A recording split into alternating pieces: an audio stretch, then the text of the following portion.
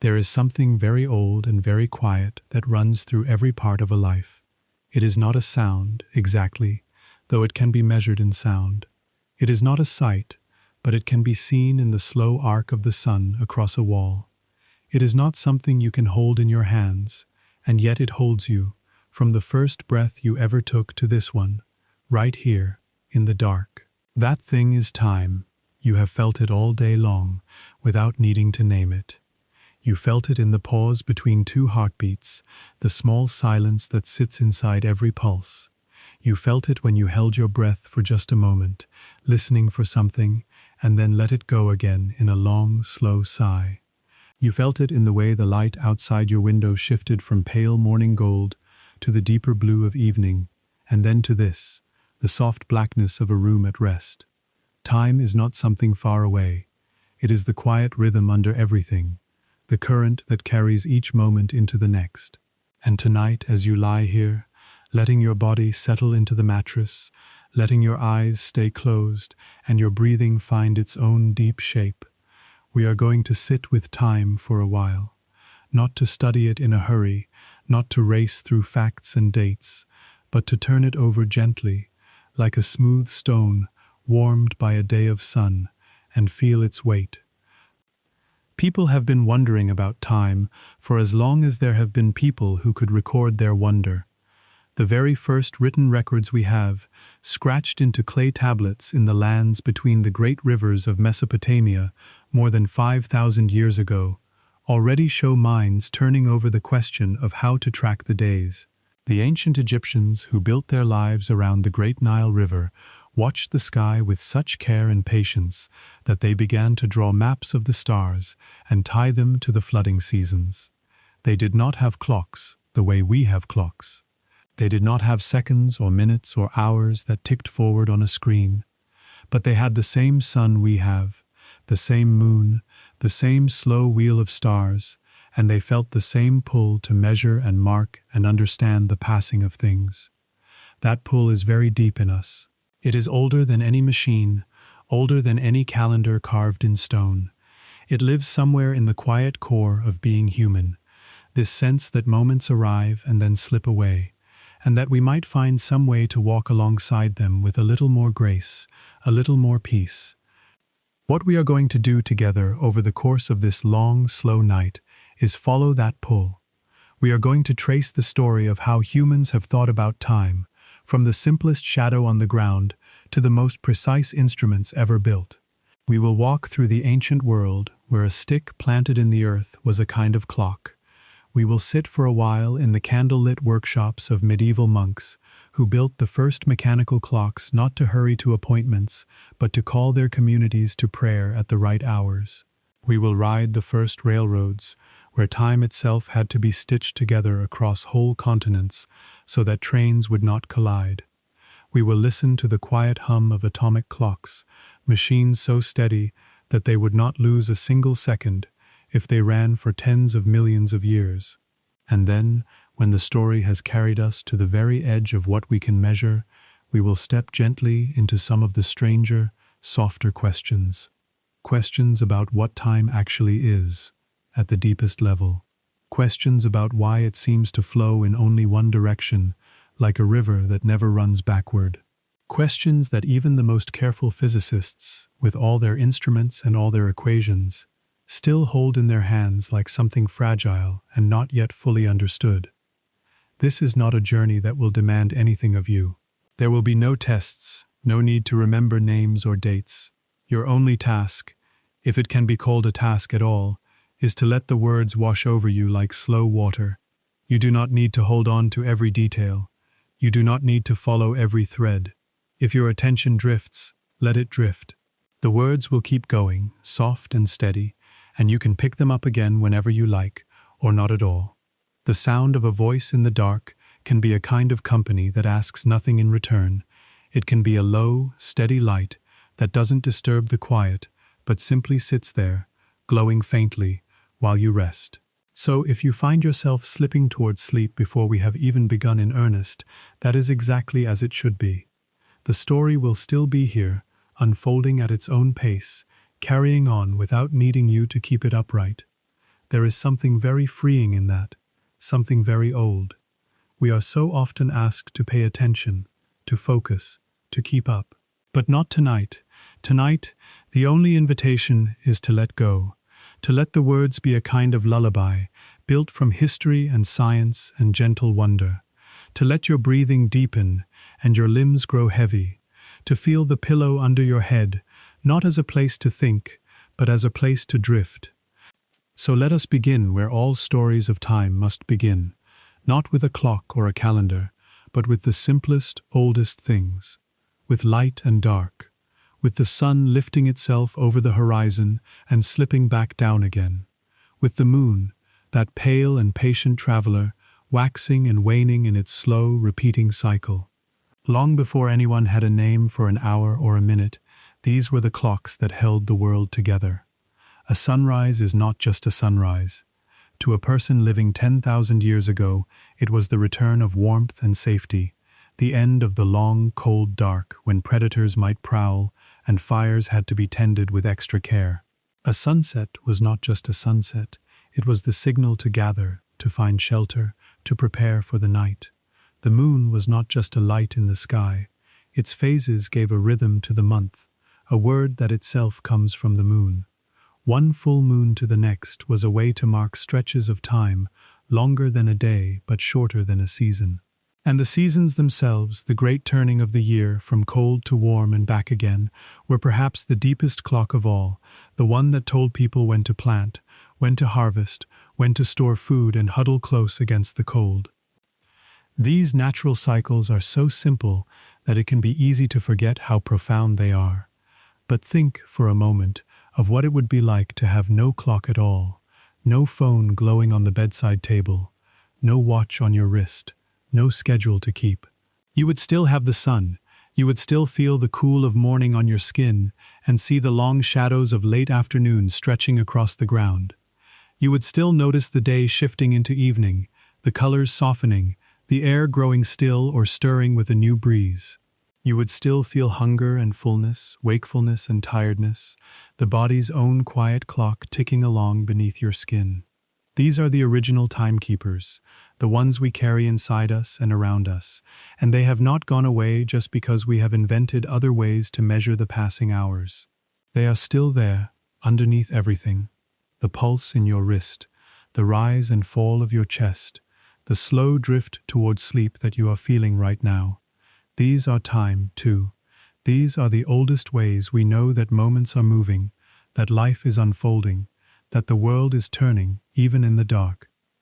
From those very first rhythms, human cultures began to build more careful ways of tracking time.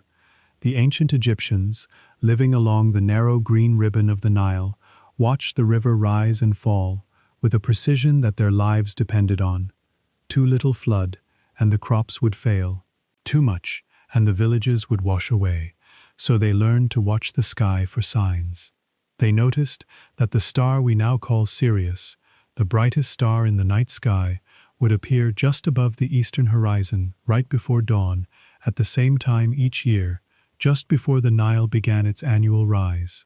This was not a casual observation, it was a careful, patient act of attention, passed down through generations, and it gave them a way to anchor their calendar to something steady, something that did not depend on the moods of weather or the memory of a single person. This is one of the earliest known examples of humans tying their sense of time to the movements of the heavens, a practice that would continue for thousands of years, and that still, in some quiet way, echoes in the calendar on your wall and the clock on your phone. The Egyptians also divided the day and night into smaller pieces. They split the daylight into 12 parts and the nighttime into 12 parts, giving us the deep root of the 24-hour day we still use. The hours were not all the same length, because a daylight hour in summer was longer than a daylight hour in winter, but the idea of 12 and 12 was planted, and it would grow and shift and eventually settle into the steady, equal hours we know now. There is a kind of comfort in knowing that this story is very long, and that we are only a small part of it. The night you are lying in right now is connected, by a thread of quiet curiosity, to those ancient sky watchers standing by the Nile in the cool pre-dawn air. They looked up. You are lying down, but the same stars are turning overhead, whether you can see them or not, and the same slow rhythm of the earth spinning on its axis is carrying all of us, together, through the dark toward another morning. That spinning is so smooth, so constant, that you cannot feel it at all. You are moving right now, rotating with the surface of the planet at hundreds of miles per hour, and yet there is no shudder, no rush of wind, no sense of speed. It is the most gentle motion imaginable, a cradle-rocking motion at the scale of a whole world. And it has been going on for something like 4,500 million years, long before there were eyes to see it or minds to name it. That is a very large number, and we will spend more time with large numbers later in the night, when we drift into the deep time of the universe. But for now, just let it sit with you. The turning that carries you towards sleep is older than the oldest stone, older than the oldest ocean, older than anything you could touch or hold. It is the original clock, and you are part of its rhythm tonight. As we move forward through these hours together, we will visit many different ways of thinking about time. Some will feel very practical, like the story of how the calendar was slowly shaped and reshaped to keep the seasons from drifting. Some will feel almost magical, like the idea that time itself can stretch and slow down depending on how fast you are moving or how close you are to a large mass. That is not magic, of course. It is physics, real physics, tested and measured and confirmed, but it is the kind of physics that can make you feel, if you let it, a quiet sense of awe. Not a jolt, not a shock, but a slow, spreading warmth of wonder, like watching the moon rise over a still lake. We will also sit for a while with the questions that do not yet have answers. There is no need to fill those gaps with anything but gentle honesty. Not knowing is part of the beauty. It means the story is not finished. It means there is still room to wonder, still room to ask, still room to lie in the dark and let the mind wander across the edge of what is understood into what is not. For now, though, the story is just beginning. We are still in the soft opening, the place where the voice settles in beside you and the night wraps itself around the room. There is no hurry. The sections ahead will unroll one by one, like a long, smooth cloth, laid gently on a table. You do not need to count them or keep track. You only need to rest. Feel the weight of your body pressing down into the bed. Notice, without effort, the rhythm of your own breath. Each inhale is a small arrival. Each exhale is a small letting go. Arriving and letting go, arriving and letting go. That is time too. That is the most personal clock you will ever know, the one that has been with you since the very first moment of your life and will stay with you until the very last. It is steady and it is kind. It does not rush you. It simply beats on, soft as a whisper, reliable as the tide. As we end this first part of the night and prepare to ease into the next, let your thoughts grow a little softer around the edges. The next stretch of our journey will take us back, far back, to the time before clocks, when the sun and the moon and the stars were the only timepieces anyone had. We will walk slowly through those ancient days, feeling our way into a world where time was not something you looked at on a screen, but something you felt on your skin and saw in the changing light. There is no need to be fully awake for it. Half listening is perfect. Not listening at all, because sleep has already folded you into its arms, is also perfect. The voice will continue, steady and low, a murmur at the edge of consciousness, a companion in the dark. Let yourself sink a little deeper now. Let the story carry itself. You are exactly where you need to be, at exactly the right moment, in the long, slow, beautiful stream of time. The voice will continue, steady and low, a murmur at the edge of consciousness, a companion in the dark. And as we ease forward now, we are going to step back, back before the tick of any gear, before the shadow on a sundial, before the first mark was ever scratched onto a stone to count the passing days. We are going to visit a time before clocks, a time when the only measures of the hours were the great, slow movements of the sky and the earth and the waters. This is not a story that begins with an invention. It begins with light, and with the absence of light. It begins with the sun, rising and setting, rising and setting, in a rhythm so old and so reliable that it needed no name. It simply was. And for countless generations of human beings, stretching back tens of thousands of years into the deep quiet of prehistory, that rhythm was enough. Imagine, if you can, a world where no one counts the hours because there are no hours to count. The day begins when the sky starts to pale in the east, a slow lifting of darkness that is more felt than seen. The air cools just a little more before the first warmth returns. The birds, if there are birds, stir in their branches and begin their own soft clock of calls and answers. A person waking in such a world does not look at a screen or a dial. They feel the day on their skin. They smell the dew on the grass. They hear the small sounds of a world coming back to life.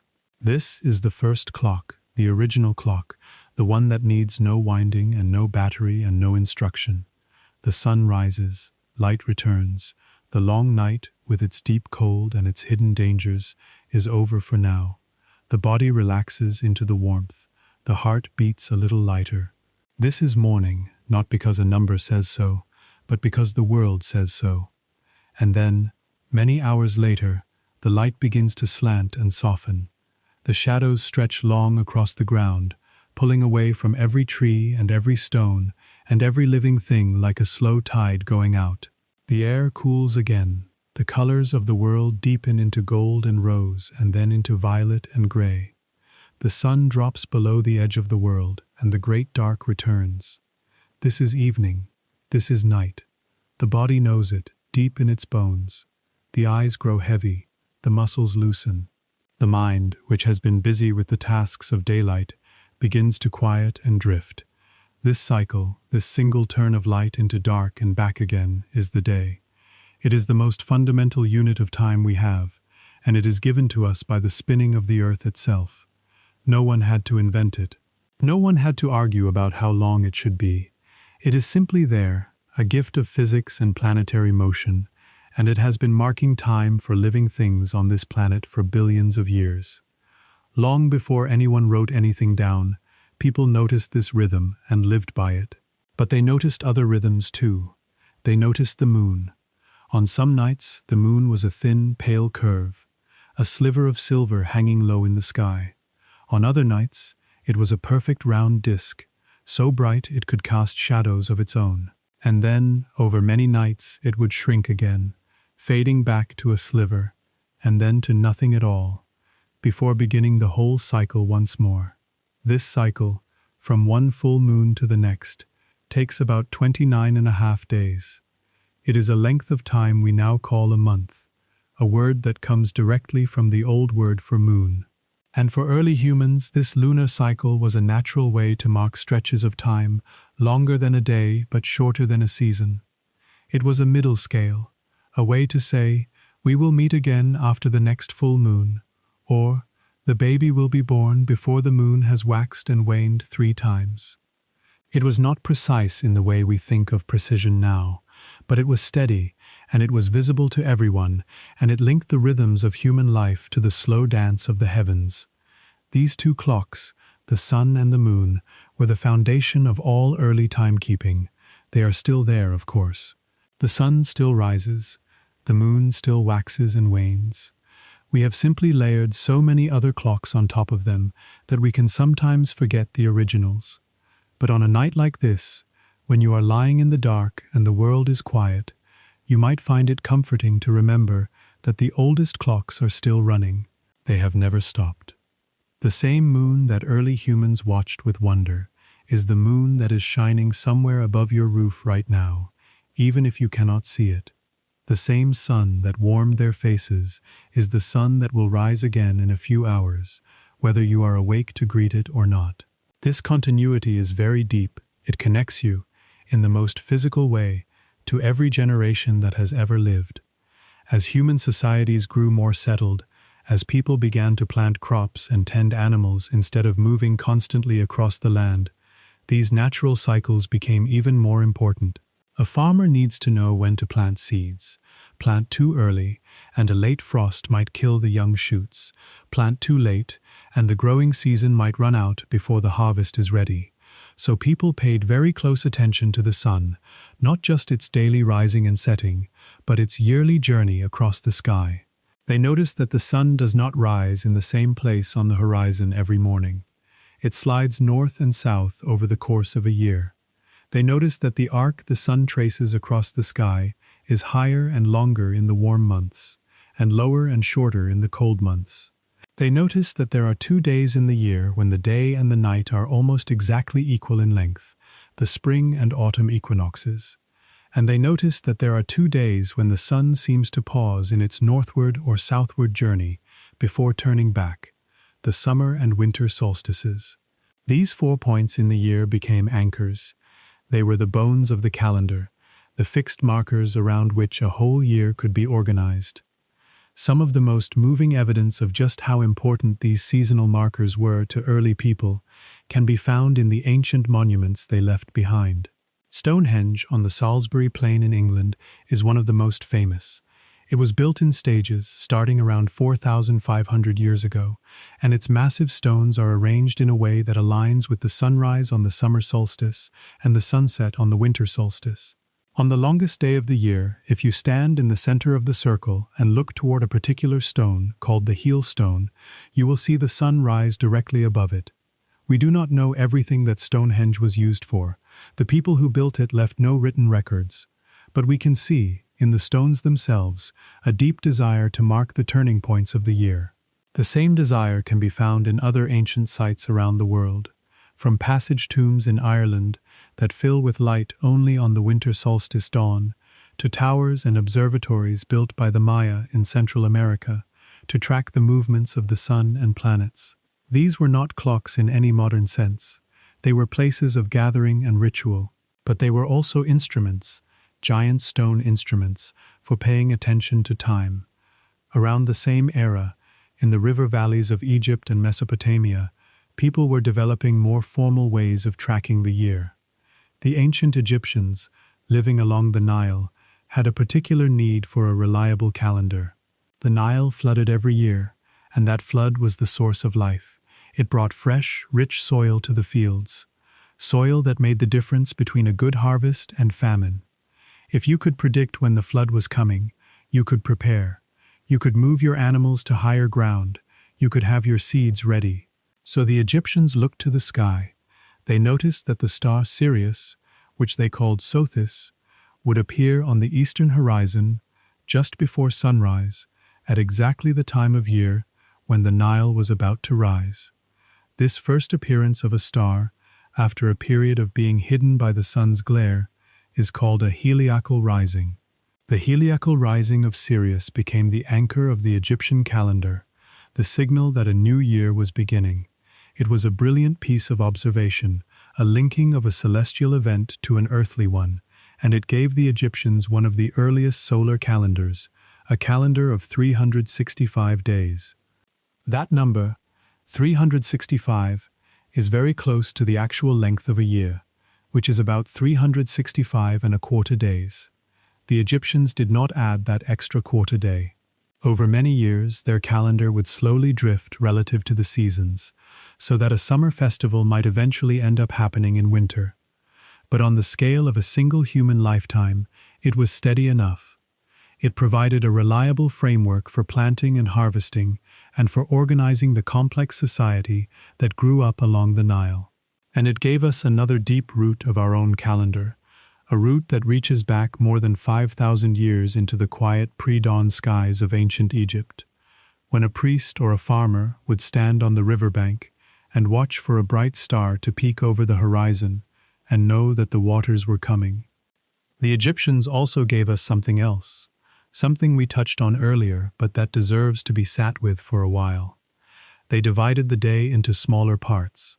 They split the time between sunrise and sunset into 12 sections, and the time between sunset and sunrise into another 12 sections. Why 12?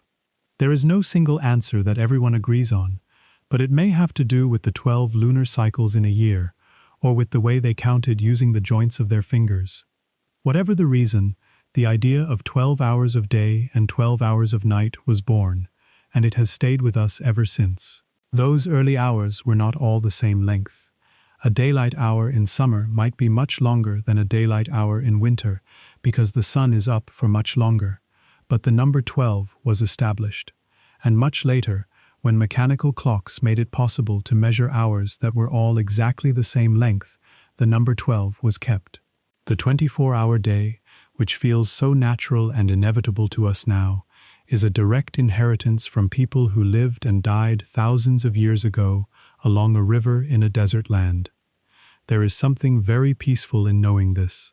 It means that when you glance at a clock and see that it is a certain hour, you are participating in a tradition that is older than any language still spoken, older than any nation on the map, older than most of the monuments we think of as ancient.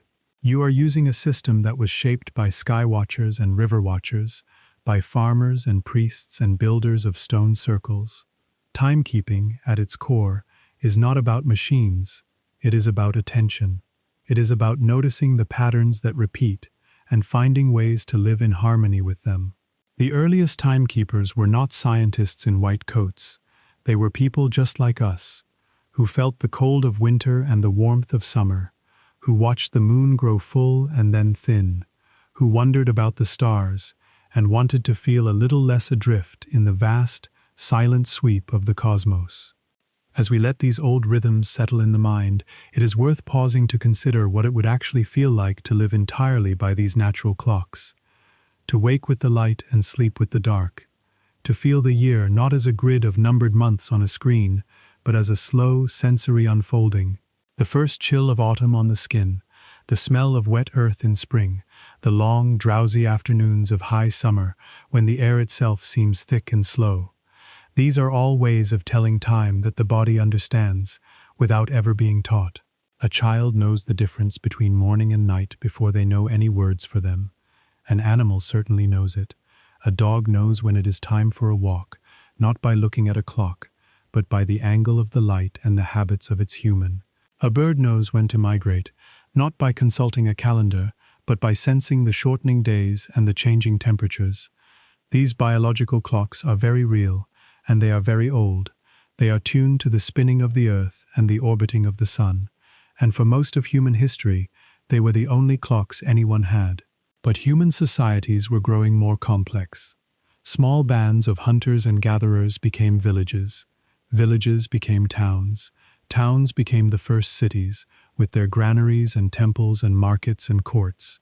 And in these more complex societies, the natural clocks began to feel a little too vague.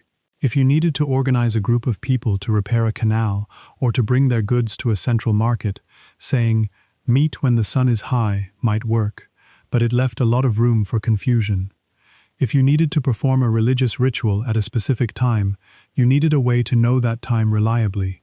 The sun and the moon were still there, but people began to look for ways to make their movements more precise, to capture them in something they could hold or build or mark.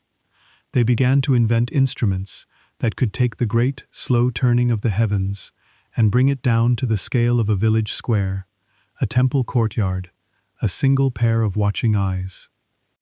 And so, very gradually, the story of time shifted. It did not leave the natural world behind. It never has. But it began to add layers. The first of those layers, the first real instrument for measuring time, that was not simply the sky itself, was a very simple thing. It was a stick or a pillar, planted upright in the ground. It was a shadow, and it is to that shadow, and the long story of what grew from it, that we will turn next. For now, though, let yourself rest with the old rhythms. The sun, the moon, the turning year. They are still turning. They are turning right now, as you lie in the dark, as your breathing slows, as the quiet of the night holds you gently. They were turning long before you were born, and they will continue turning long after. And that thought, far from being lonely, can be a kind of comfort. You are part of a rhythm that is vast and ancient and utterly reliable. You are held in the same cycle that held the first farmers watching for the flood, the first builders raising stones toward the solstice sun, the first mothers rocking their children to sleep under a full moon. The clocks have changed. The time has not. It has always been this moment, this breath. This slow, steady stream carrying us all forward into the quiet dark. This moment, this breath. This slow, steady stream carrying us all forward into the quiet dark. And somewhere in that stream, long ago, a person stood in the sun and watched their own shadow stretch across the ground. That is where we go now, to the shadow, to the simplest instrument ever made for tracking time, an instrument so simple that it was not really made at all. It was just a stick, or a stone, or a tall, straight pillar set upright in the earth, and it is the beginning of everything that came after. Imagine a warm morning in the ancient world, somewhere along the Nile Valley, or in the flatlands between the Tigris and Euphrates rivers, or on a hillside in what is now Greece. The sun is climbing, and every object under that sun is casting a shadow. A person walking across an open courtyard notices something. The shadow of a tall pillar, an obelisk, is not fixed, it moves.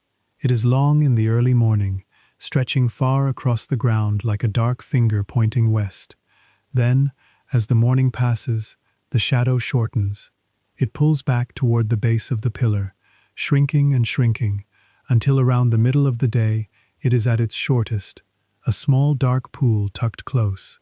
And then, in the afternoon, the shadow lengthens again, stretching out in the other direction, toward the east, growing longer and longer, until the sun sinks below the horizon and the shadow dissolves into the general dark of night.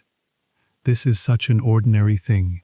We have all seen it 1,000 times, but at some point someone saw it not just as a passing effect of the light, but as a signal, a way to track the progress of the day. By noticing where the shadow fell, by marking its position at different moments, a person could divide the day into pieces. They could say, when the shadow reaches this stone, it will be time to meet, or when the shadow has shortened to that mark, the sun will be at its highest. The shadow became a clock. The simple upright stick or pillar that casts the shadow has a name in the history of timekeeping. It is called a gnomon. The word is old, from the Greek word for one that knows, because it is the part that knows where the sun is. The gnomon is the ancestor of every sundial that would ever be built, and it is still with us, in a way. If you have ever looked at the shadow of a tree and guessed the time of day, you were using a gnomon. If you have ever watched the shadow of a building creep across a street and felt the afternoon growing late, you were reading the oldest clock in the world. The earliest known sundials that go beyond a simple gnomon, devices with marked scales to show the hours, come from ancient Egypt and ancient Babylon. A small sundial made of stone, dating back more than 3,300 years, was found in Egypt's Valley of the Kings. It is a simple, flat piece of limestone with a scale marked on it and a hole where a small stick or a piece of string would have been inserted to cast the shadow. It is not large. It could fit in a person's hand, but in that small, portable form, it carried the same idea. The sun moves, the shadow moves, and by watching where it falls among the marked lines, you can know what part of the day you are in. The Babylonians, who were very careful observers of the sky and kept detailed records of the movements of the sun, moon, and planets, also developed sundials. They divided the day into 12 parts, just as the Egyptians did, and they built instruments that could track those parts by the changing length and angle of the shadow. There is a deep, quiet pleasure in thinking about the sundial. It is a device with no moving parts. It makes no sound. It requires no winding, no battery, no maintenance beyond keeping its surface clear and its gnomon upright. It works purely by geometry, by the steady turning of the earth and the fixed path of the sun across the sky. To use a sundial is to feel, in a very direct way, the connection between the earth and the sun. You are not looking at a machine that has been set to match some abstract standard.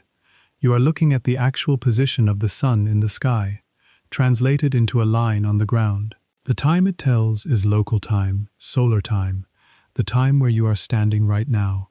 When the shadow is at its shortest, the sun is at its highest point in the sky, directly south of you if you live in the northern hemisphere, directly north if you live in the southern. That moment is noon. Not because a clock says so, but because the sun says so. But the sundial, for all its elegance, has a quiet limitation. It only works when the sun is shining. On a cloudy day, the gnomon casts no shadow, and the dial goes blank. On a rainy day, it is silent. And at night, when the sun is gone entirely, a sundial is just a piece of stone sitting in the dark, waiting. It cannot tell you how many hours remain until dawn.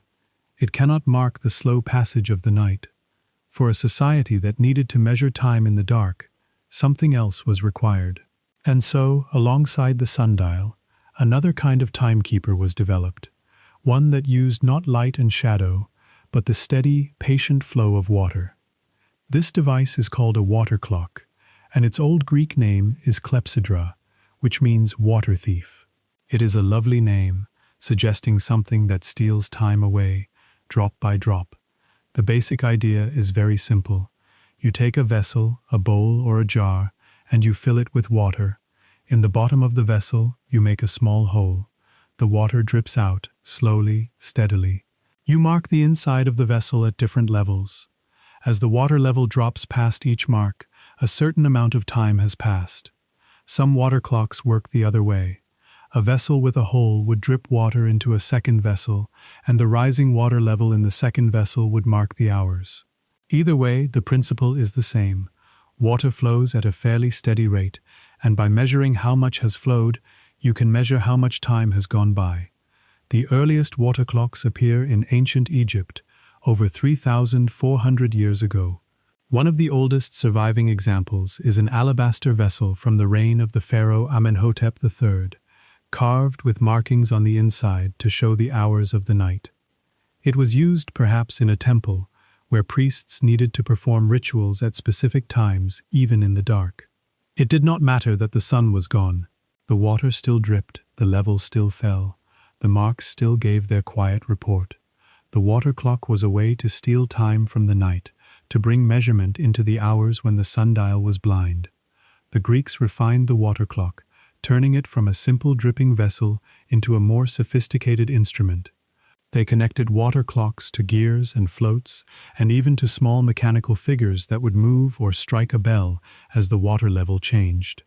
In the legal courts of Athens, a water clock was used to time speeches.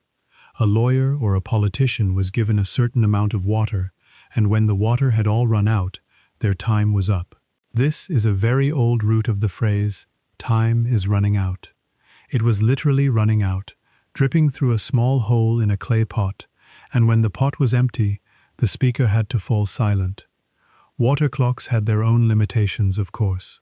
The flow rate could change with temperature, since water is slightly thicker when it is cold, and thinner when it is warm. The hole could get clogged with debris, the water could evaporate, and in cold climates, the water could freeze, turning the clock into a useless block of ice. But for many centuries, in many parts of the world, the water clock was the best way to measure time when the sun was not available. It was used alongside sundials, the two working in partnership. The sundial ruled the day, the water clock ruled the night. Together, they gave the ancient world a way to know the hour, whatever the sky was doing. There is something very meditative about both of these instruments. The sundial traces the slow, silent arc of the shadow, a movement so gradual you cannot see it happening in real time. You can only notice, when you look again, that the shadow has moved. It is a lesson in patience, in paying attention to slow changes. The water clock is even quieter. A drip of water, falling from one vessel to another, makes a sound so soft, it is barely a sound at all.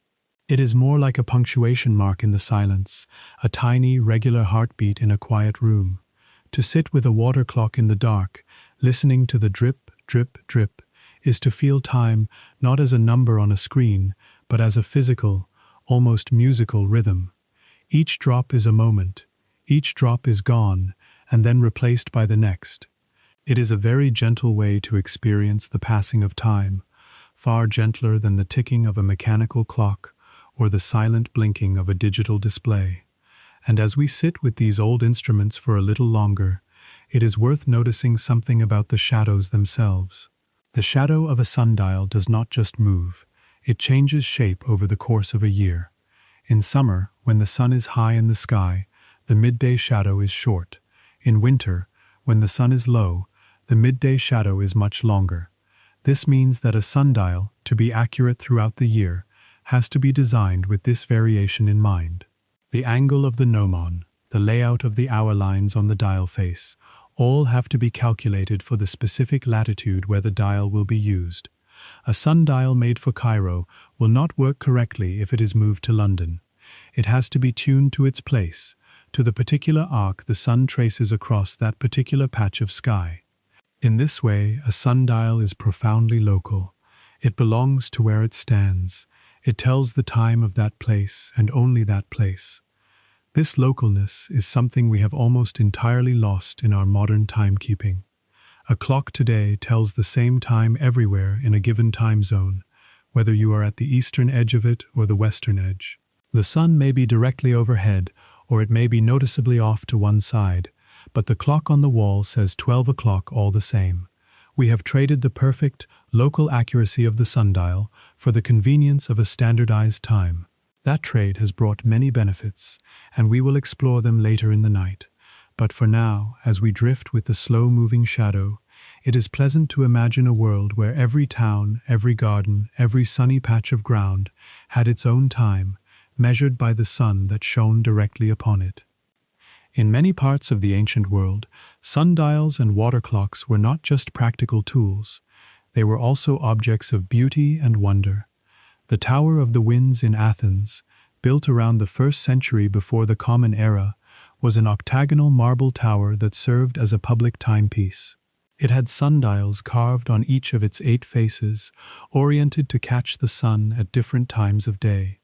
Inside, a water clock ran continuously, so that even on cloudy days or at night, the people of Athens could know the hour. The tower still stands today, weathered but intact, a quiet monument to the human desire to measure time in stone and water. In China, water clocks grew very elaborate, with multiple tanks and intricate mechanisms that kept the flow of water exceptionally steady. Some of these clocks included small figures that would emerge at each hour, holding signs or ringing bells. The same idea appeared in the Islamic world, where water clocks were built that could mark the passing hours with moving figures, dropping balls, and sounding cymbals. These were not just instruments. They were celebrations of ingenuity, ways of making the passage of time visible and audible, of giving the abstract flow of moments a physical form that the senses could enjoy. But the sundial and the water clock, for all their beauty, shared a fundamental limit. They were not good at measuring short intervals of time. A sundial cannot tell you how many seconds something took.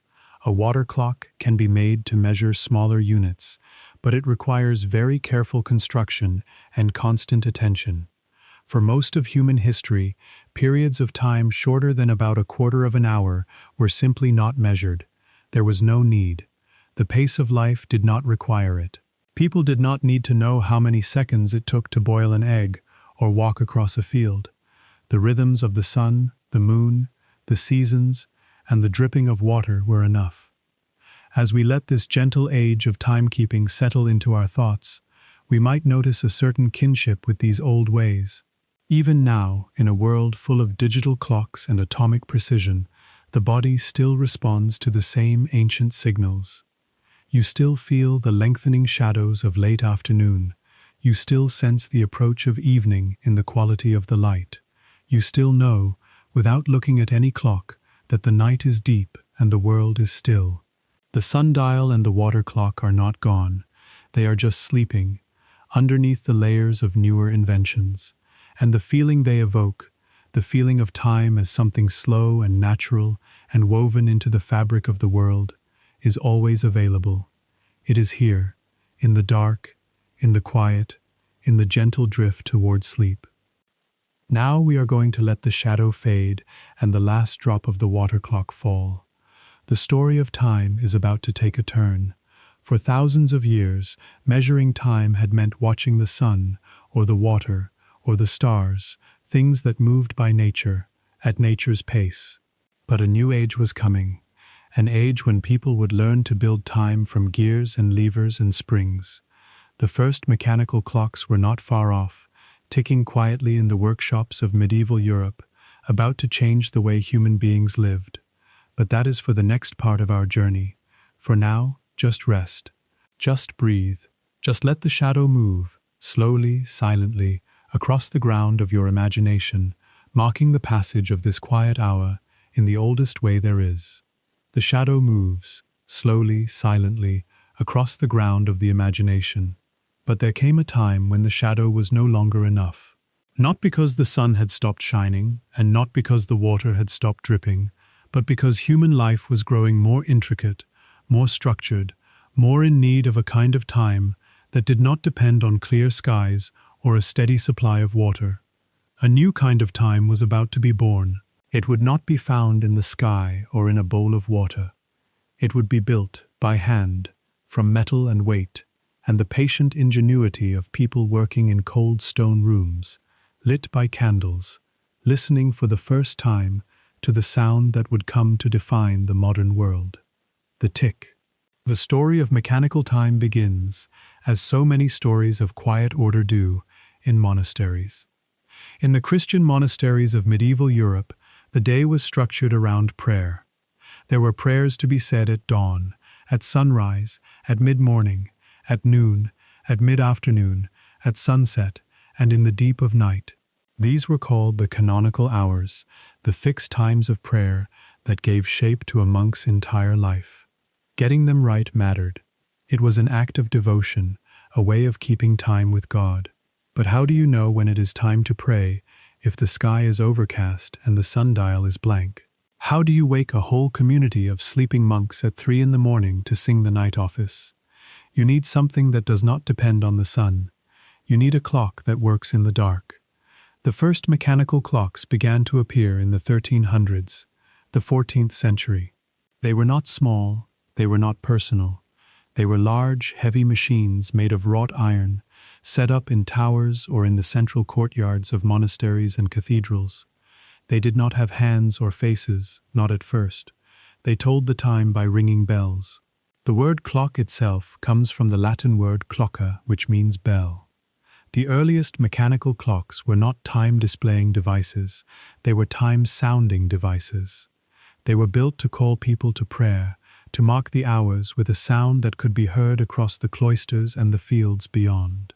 In a world where almost no one could read, and where sundials were useless half the time, the ringing of a bell from a church tower was the voice of time itself. What made these clocks mechanical, what set them apart from the water clocks and sundials that came before, was a single invention, an idea so clever and so important that it sits at the heart of nearly every mechanical clock built for the next 600 years. It is called the escapement. The name sounds technical, but the idea is simple and elegant. Imagine a weight, hanging from a cord, wrapped around a drum. Gravity pulls the weight down, the cord unwinds, the drum turns. If nothing stops it, the weight will fall quickly, the cord will unwind all at once, and it will be over in a few seconds. That is not a clock, that is just a falling weight. But what if you could stop that falling weight, release it, stop it again, release it again, over and over, in a steady rhythm? That is what the escapement does. It is a small, toothed wheel that engages with a rocking piece, called the verge, which allows the gears to turn only a tiny bit at a time. Tick, release, tick, release. The weight falls very, very slowly, its energy parceled out in small, even doses. And because the escapement turns in a regular rhythm, it can be used to measure time. The gears can be connected to a bell. Each time the escapement releases, the bell can be struck. And so, for the first time, the passing of an hour was marked not by the sun, not by water, but by a machine that ticked and rang all on its own. This was a profound change. For all of human history up to that point, time had been something you observed. You watched the sun. You watched the water level. You were a passive witness to the turning of the earth and the flow of liquids. But a mechanical clock does something different. It generates time. It produces its own regular beat, independent of the sky, independent of the weather, independent of the season. It is a small, human-made model of the steady turning of the heavens, brought down into a room, and because it works all night and all day, in any weather, it began to change the way people thought about time. Time became less something you felt and more something you measured, less a rhythm and more a number. The earliest monastery clocks were huge and crude by modern standards. They might gain or lose half an hour a day, but they did not need to be precise in the way we think of precision now. They only needed to ring the bell at roughly the right hour.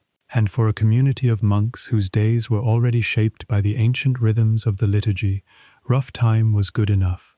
What mattered was the reliability, the fact that the bell would ring in the dark, calling them from their hard beds to shuffle through the cold stone corridors to the chapel, where they would chant the psalms by candlelight.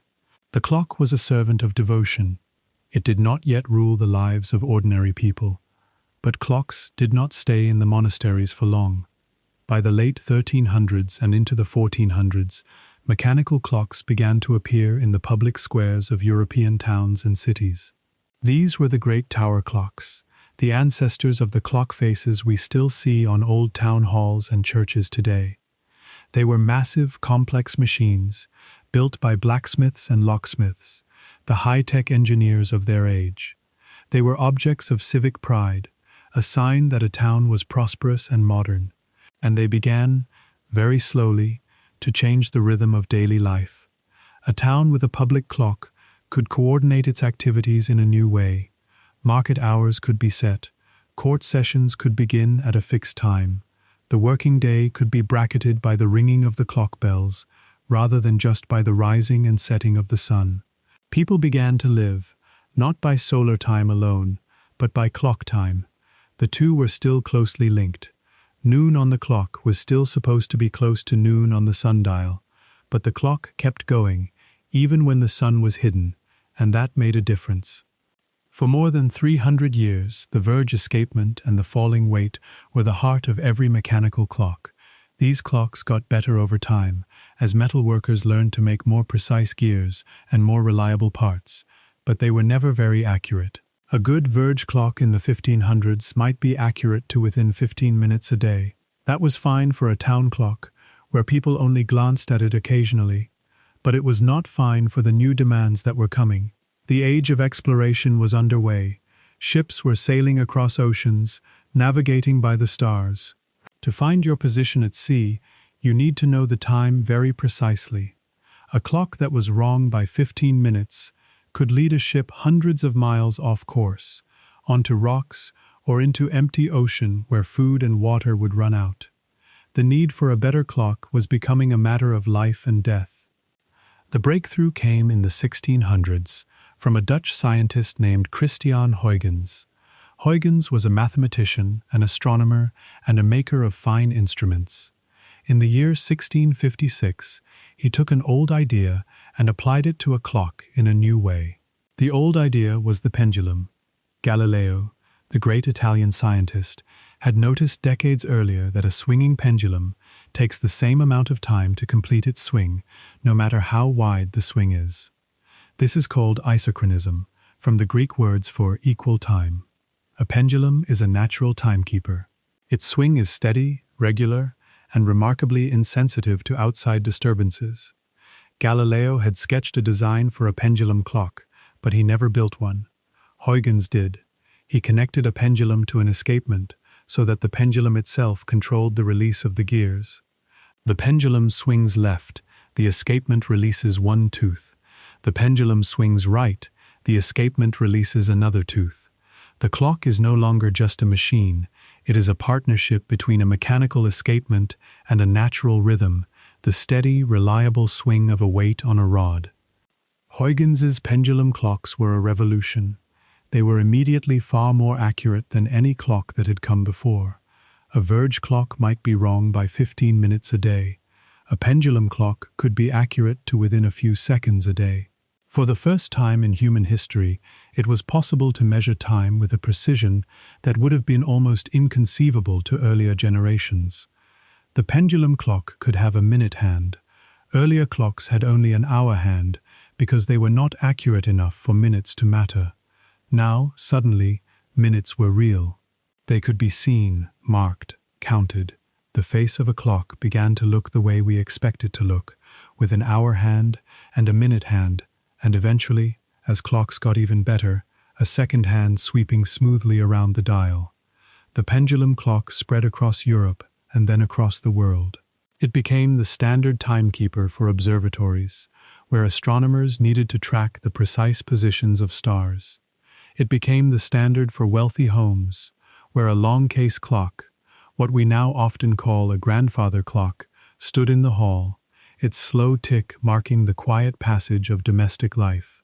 The long case clock is a beautiful piece of design. The long body of the case is not just for decoration. It houses the long pendulum, which needs room to swing. A pendulum that swings once per second is about 1 meter long, roughly the length of a man's stride. That steady, 1-second beat became the heartbeat of a household. Children growing up in a house with a long case clock would fall asleep to its tick, would wake to its chime, would carry the memory of its steady rhythm for the rest of their lives. The rise of the pendulum clock also marked a shift in the social role of time. Time was becoming more precise and more public and more demanding. In the medieval world, time had been loose, approximate, tied to the sun and the seasons. Now, in the 1600s and 1700s, time was beginning to tighten. Appointments could be made to the quarter hour. Work could be measured in hours and minutes. Ships could navigate with a precision that saved countless lives. The long, slow drift of the sundial shadow was giving way to the crisp, sharp tick of the pendulum. This was not a loss, exactly. The old rhythms were still there, underneath, but a new rhythm was being laid on top, a human-made rhythm, and it was beginning to organize the world in a new way. And as these clocks spread from churches to town halls to private homes, they began to do something subtle but powerful. They gave a whole community a single shared time to live by. Before the public clock, time was personal. Your noon was when the sun was highest in the sky where you were standing. Your neighbor's noon, a few miles away, might be a little different, but a town with a single tower clock has a single noon. Everyone within earshot of the bell hears the same hour struck. Everyone who glances up at the clock face sees the same hands pointing to the same marks. The clock becomes a kind of social glue, a shared reference point that allows a community to coordinate, to meet, to trade, to worship together. This was the very beginning of standardized time, the first small step toward the world we live in now, where time is so synchronized that we rarely think about it at all. As we lie here in the dark, it is worth pausing to listen, in the mind's ear, to the sound of one of these old clocks. The tick of a pendulum clock is not like the sharp electronic beep of a modern alarm. It is a soft wooden sound, a tock more than a tick, as the escapement tooth falls against the palate, and between the ticks there is a silence. A living silence, filled with the slow swing of the pendulum, the gentle creak of the case as it breathes with the temperature of the room, the faint rush of the weight descending almost imperceptibly toward the floor. In a quiet house at night, a pendulum clock is less a machine than a companion. It keeps the silence from being empty. It reminds you gently that time is passing, but it does not hurry you. It simply swings and ticks and swings again, as steady as a heartbeat, as steady as breath. We have come a long way from the shadow on the ground. The stick in the earth has become a pendulum in a wooden case. The silent arc of the sun has become the audible tick of a machine. But the goal has always been the same, to find something steady in the flux of experience, something regular in the flow of moments, something to hold on to as the stream of time carries us forward. The monks who built the first mechanical clocks, the craftsmen who refined the escapement, the astronomers who hung their pendulums in quiet observatories, they were all reaching for the same thing that the ancient Egyptians reached for when they planted a stick in the ground and watched its shadow move. They were reaching for order, for pattern, for the quiet comfort of knowing where we are in the great, slow turning of things. And now, the story is about to widen. The local time of the monastery bell and the town clock is about to collide with a new force, a force that would shrink the world and force time itself to be reorganized on a global scale. That force was the railroad, but that is for the next quiet stretch of our journey. For now, let the pendulum swing. Let the old clock in the hall of your imagination tick slowly, softly, marking the passage of these dark hours with a rhythm that has comforted sleepers for centuries. You are not alone. The tick is with you. The silence between the ticks is with you, and the slow, steady stream of time carries you gently forward toward rest. The slow, steady stream of time carries you gently forward toward rest. And as we drift now, we are going to follow that stream as it widens and spreads, as it flows from the small, quiet pools of local time into something much larger. We are going to visit a moment in history when the world's clocks, which had ticked peacefully on their own for centuries, suddenly had to learn to tick together. It is a story about how time became a shared thing, a single fabric stretched across whole continents and then across the whole globe. And it begins, as so many stories of connection do, with a train. Imagine for a moment the world before the railroad. It is a world where travel is slow. A person on foot can walk perhaps 20 miles in a day, if the roads are good. A horse can go faster, a coach a little faster still, but the pace is measured in miles per hour, and a journey from one town to the next is an undertaking. In such a world, time does not need to be the same everywhere. Every town, every village, every farmstead can keep its own time, based on the sun. When the sun reaches its highest point in the sky, directly overhead, that is noon. The town clock is set to match. The sundial in the churchyard agrees. No one cares what time it is in the next town over, because by the time you walk or ride there, hours have passed, and the precise difference in minutes between your noon and theirs is too small to matter. It simply dissolves into the general effort of travel. This was the way of things for almost all of human history. Local time was the only time. Each community lived under its own private sky, and the clock on the church tower was set to the sun that shone directly on that community. If you had a good pocket watch and you traveled from London to Bristol, a distance of about 120 miles, you would find that Bristol noon came about 10 minutes later than London noon. That was just geography. The earth turns from west to east, and the sun appears to move across the sky at a steady rate.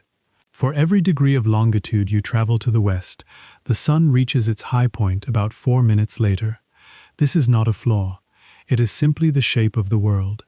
And for centuries, it was perfectly fine.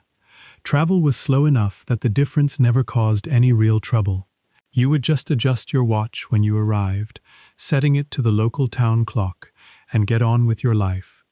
But then came the railroad. In the early 1800s, steam locomotives began to appear, first in England, then across Europe and North America and the rest of the world. These machines could travel at speeds that had never been seen before. A train could cover the distance from London to Bristol in just a few hours. And suddenly, the gentle, sleepy drift of local time became a problem, a serious problem. Imagine you are a train conductor in the 1840s. You have a timetable that tells you to leave London at 8 in the morning and arrive in Bristol at 11. But whose 8 o'clock? London time or Bristol time? If you leave London at 8 London time and the journey takes 3 hours, you will arrive in Bristol at 11 London time. But Bristol time is 10 minutes behind London time, so the clock on the station platform in Bristol will say 10 minutes to 11. That might not sound like a disaster, but multiply that confusion across dozens of trains, hundreds of stations, thousands of passengers, and you have a recipe for chaos. Worse, you have a recipe for collisions. If two trains are on the same track and their conductors are using different times, they can misjudge when the other train is coming. Accidents happened. People were hurt. The old, gentle system of local time had become dangerous. The railroads were the first human institutions that absolutely required time to be the same across long distances. They could not function with every town keeping its own private noon. So the railroad companies took matters into their own hands. They began to impose a single standard time along their lines. In England, the Great Western Railway led the way, adopting London time for all its stations and all its timetables. It did not matter that the sun was not directly overhead at noon in Bristol anymore. The trains ran on London time, and if you wanted to catch a train, you had to live by London time too. This was called railway time, and it spread quickly. By the middle of the 1800s, most of Britain was running on a single, unified time, even though the sun still rose and set at slightly different moments in different places. The same drama played out in other countries, but on a far larger scale. The United States, with its vast distances and its rapidly expanding rail network, faced a particularly tangled problem. By the 1870s, there were dozens of different railroad companies, each with its own time standards, each based on different cities. A traveler going from New York to Chicago might have to reset their watch multiple times along the way, not just for the natural westward drift of the sun, but for the different railroad times that governed different segments of the journey. Train stations often had multiple clocks on the wall, each showing a different time for a different railroad. It was bewildering. Something had to give. The solution, when it came, was not imposed by any government or any single company. It was proposed by a man named Sandford Fleming, a Canadian railway engineer who had missed a train because of a time mix-up and decided to do something about it. Fleming proposed a simple, elegant system. The whole world would be divided into 24 time zones, each one spanning 15 degrees of longitude. Within each zone, every clock would read the same time. As you moved from one zone to the next, the time would jump by exactly 1 hour. No more minutes of drift, no more confusion, just a clean, simple grid laid over the curve of the Earth. Fleming was not the only person thinking along these lines, but he became the most vocal advocate, and his vision eventually shaped the world. In the year 1884, representatives from 25 nations gathered in Washington, District of Columbia, for the International Meridian Conference. Their task was to decide on a single prime meridian, a zero line from which all longitudes and all time zones would be measured. There were several candidates. The French wanted the prime meridian to run through Paris. The Americans had their own naval observatory in Washington. But in the end, the conference chose the meridian that ran through the Royal Observatory in Greenwich, England. Greenwich was already the reference point for most of the world's nautical charts, thanks to the long dominance of the British Navy and British shipping. So the line of zero longitude was fixed through a small hill in southeast London, and the world's time zones were arranged to the east and west of it. This was a quiet, bureaucratic moment, the kind of moment that does not make for dramatic stories. But it was one of the most significant turning points in the history of time. For the first time, the whole planet had a single, agreed-upon framework for timekeeping. The 24 time zones that Fleming had imagined became a reality, spreading outward from Greenwich like the segments of an orange. Each zone was roughly 15 degrees of longitude wide, which corresponds to 1 hour of the Earth's rotation. When it is noon in Greenwich, it is 1 in the afternoon in most of Central Europe, 2 in the afternoon in Eastern Europe, and so on, around the curve of the world. On the other side of the planet, in the middle of the Pacific Ocean, there is a line where the date changes, the international date line, where today becomes tomorrow, or yesterday becomes today, depending on which direction you are crossing. The adoption of time zones was not instantaneous. Some countries held out for years, preferring their own local standards. France did not officially adopt Greenwich Mean Time until 1911, and even then they called it Paris Mean Time, retarded by 9 minutes and 21 seconds, which is a wonderfully French way of accepting something while pretending not to.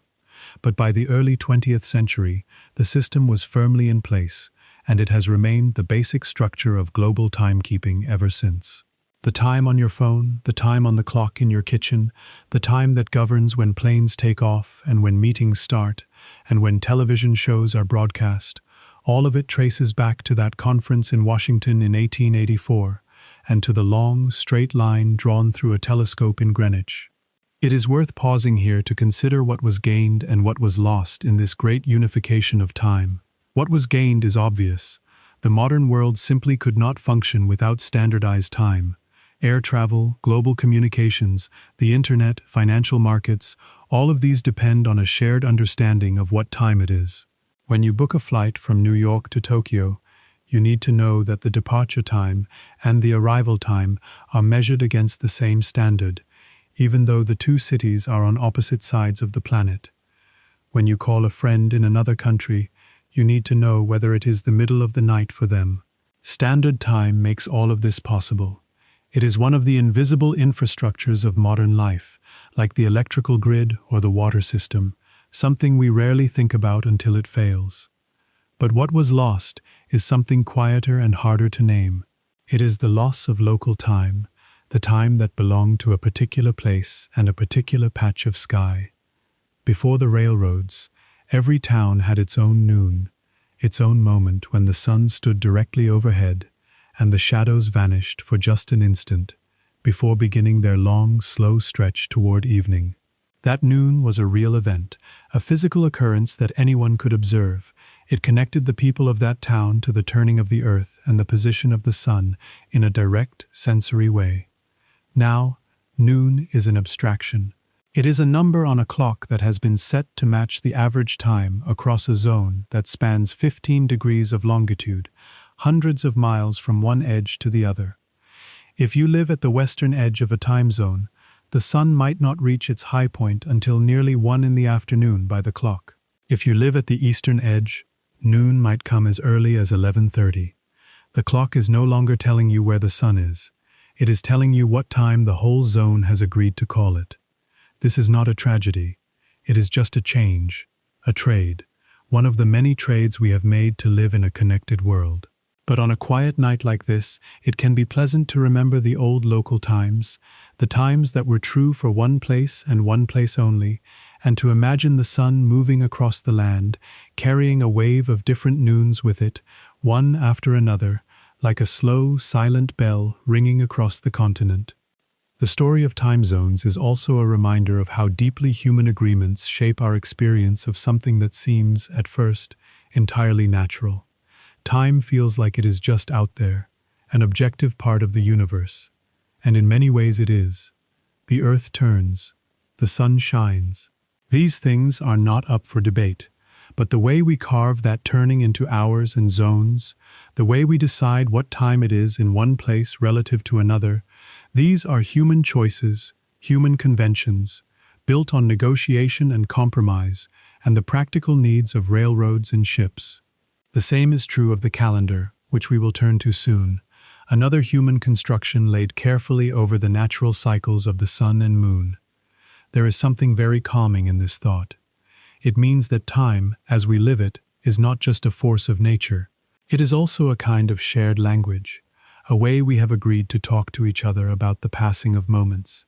And like any language, it can change. It can be adjusted. It is not fixed forever.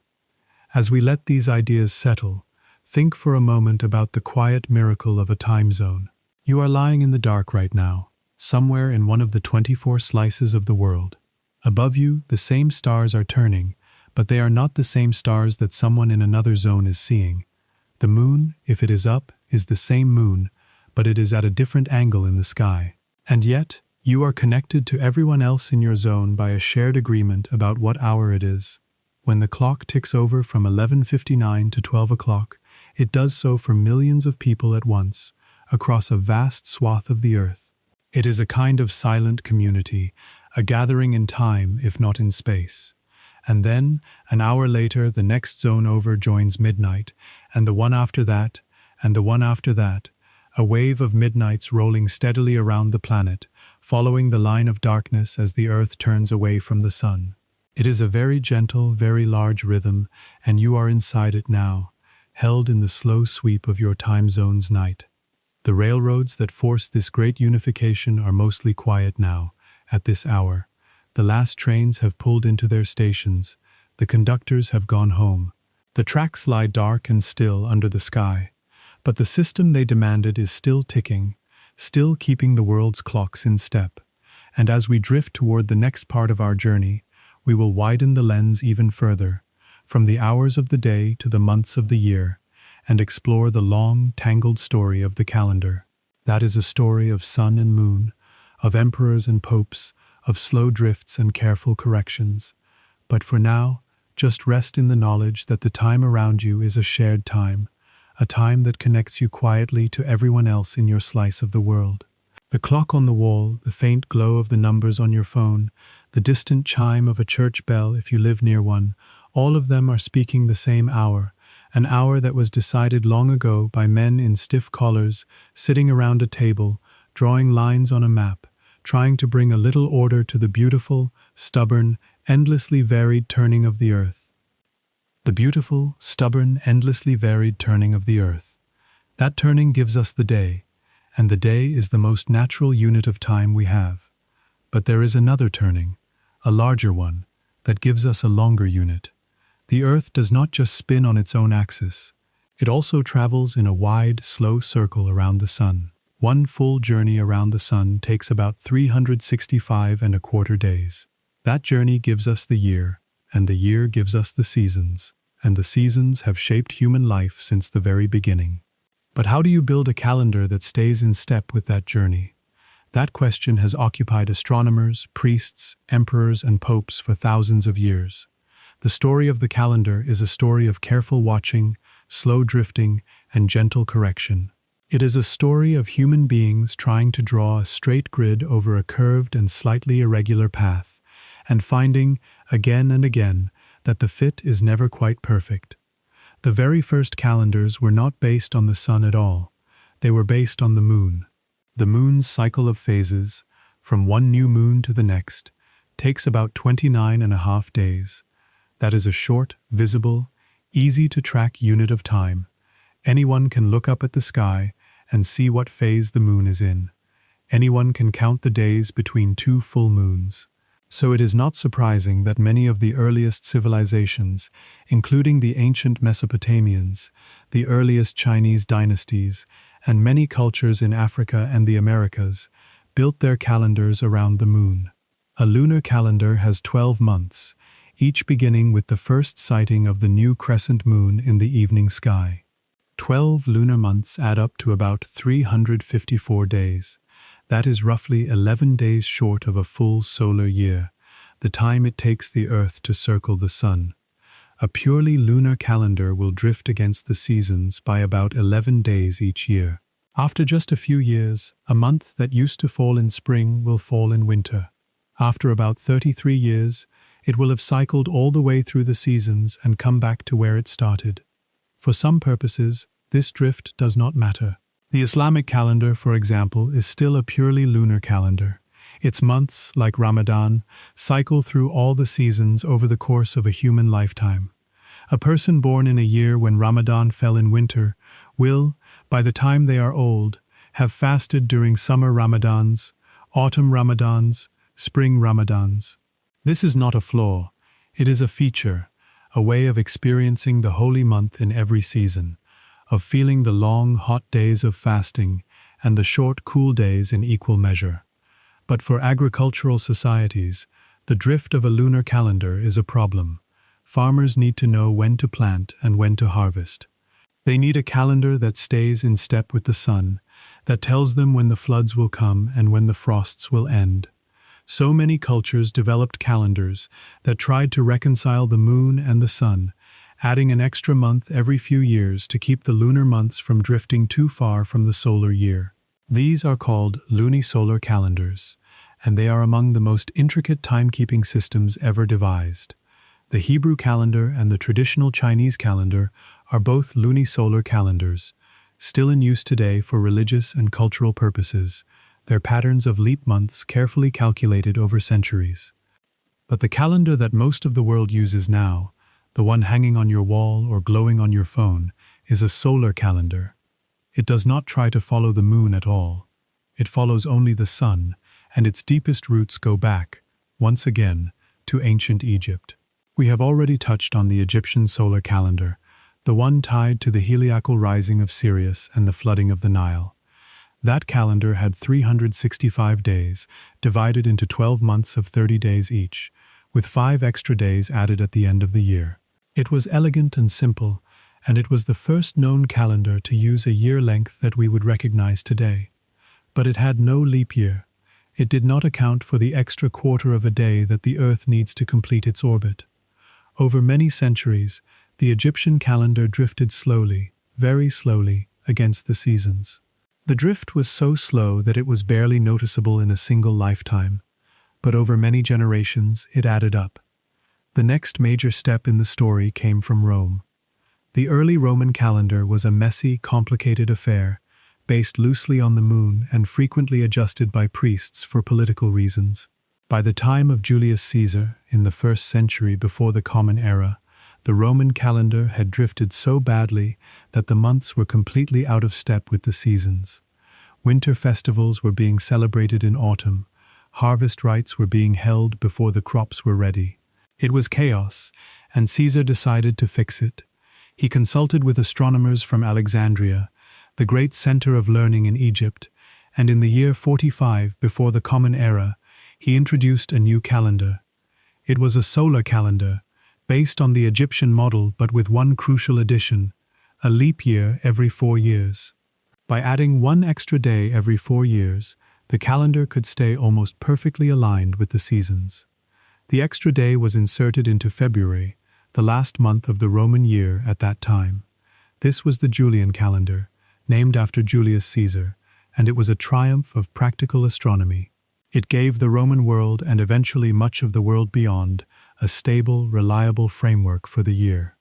The Julian calendar was very good, but it was not perfect. The actual solar year, the time it takes the Earth to complete one full orbit around the Sun, is not exactly 365¼ days. It is about 365 days, 5 hours, 48 minutes, and 46 seconds. That is a little bit shorter than 365¼ days.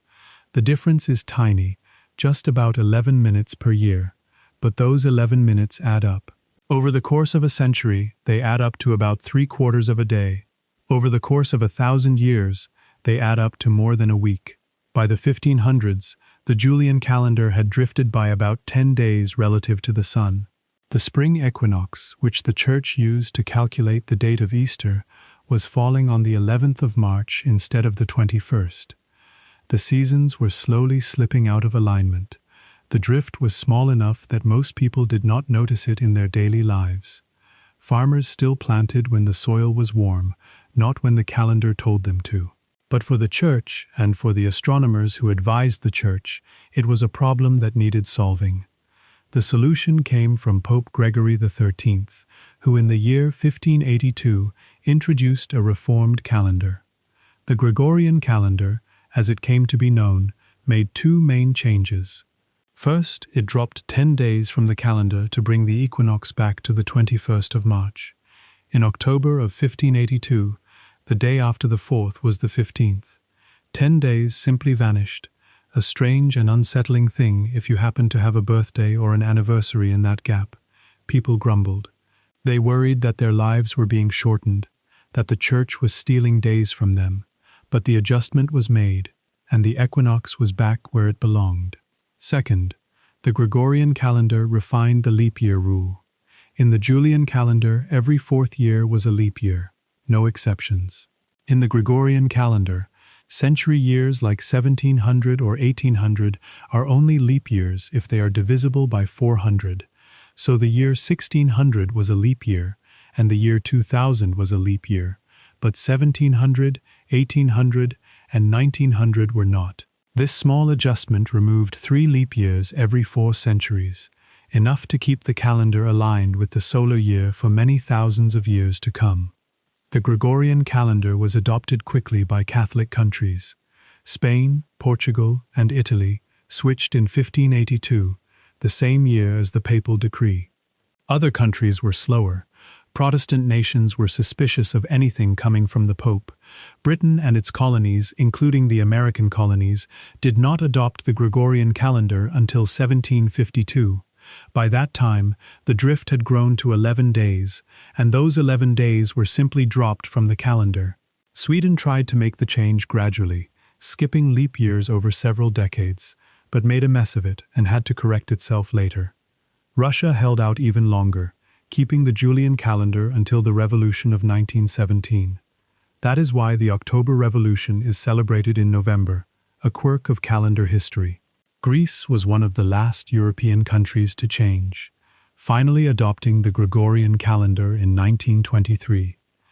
Even today, some Orthodox Christian churches still use the Julian calendar for their liturgical year, which is why Easter often falls on a different date in the Eastern and Western traditions. There is something very human in this long, slow, stumbling story. The calendar seems like such a simple thing. A year is a year. A month is a month. We take it for granted, as if it were a fact of nature. But it is not. It is a construction, a careful, patient piece of engineering, stretched out over millennia. The sun and the moon and the earth move in their own rhythms, and those rhythms do not divide neatly into each other. A lunar month is not an exact number of days. A solar year is not an exact number of lunar months. The day itself is not a fixed length, because the Earth's rotation is slowly, very slowly changing over geological time. Every calendar is a compromise, an attempt to fit a tidy human grid over the untidy, flowing reality of the cosmos. And every few centuries, that compromise needs to be adjusted. The calendar is not a machine that can be built once and left to run. It is a living conversation between human needs and celestial patterns, and the conversation is still going on. As you lie here in the dark, on whatever date it happens to be tonight, it can be comforting to think about all the people who have looked up at the same moon, the same sun, and tried to make sense of their movements. The Babylonian priests climbing the zigzag towers of their temples to observe the new crescent moon. The Egyptian astronomers watching for Sirius to rise before the dawn. The Roman officials trying to sort out the mess of their old calendar so that the harvest festivals would make sense again. The medieval monks calculating the date of Easter with their ink and their parchment and their slow, careful arithmetic. The Pope in his study signing a decree that would erase 10 days from the lives of millions of people.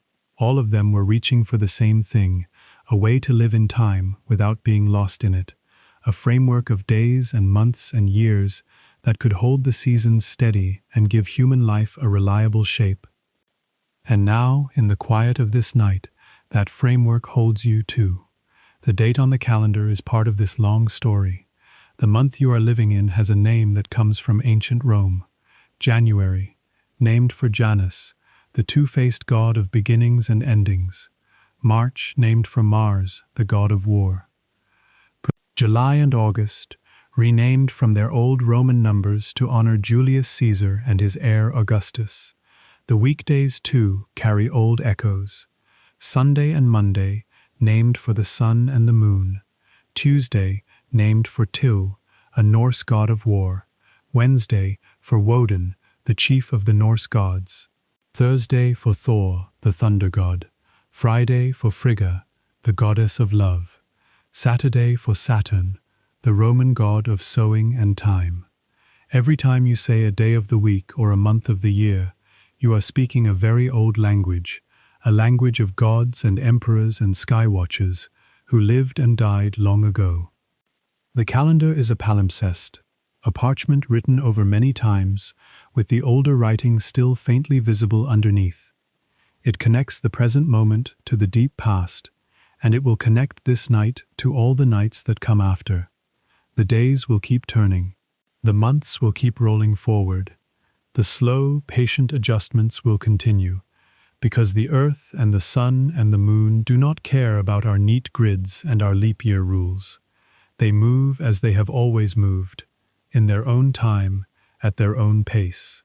And we, small and brief as we are, keep finding ways to dance along with them, to mark the steps, to name the turns. It is a very old dance, and it is still going on. You are part of it now, lying here in the dark, held in the rhythm of a calendar that was thousands of years in the making. Let that thought rest with you. Let it be a soft, steady presence, like the tick of a clock or the slow swing of a pendulum, marking the quiet passage of this night. Like the tick of a clock or the slow swing of a pendulum, marking the quiet passage of this night. We have spent a long time now with the day and the year, with calendars and time zones, with the great slow structures that humans have built to hold the passing moments. But we have not yet asked a very simple question. What exactly is a second?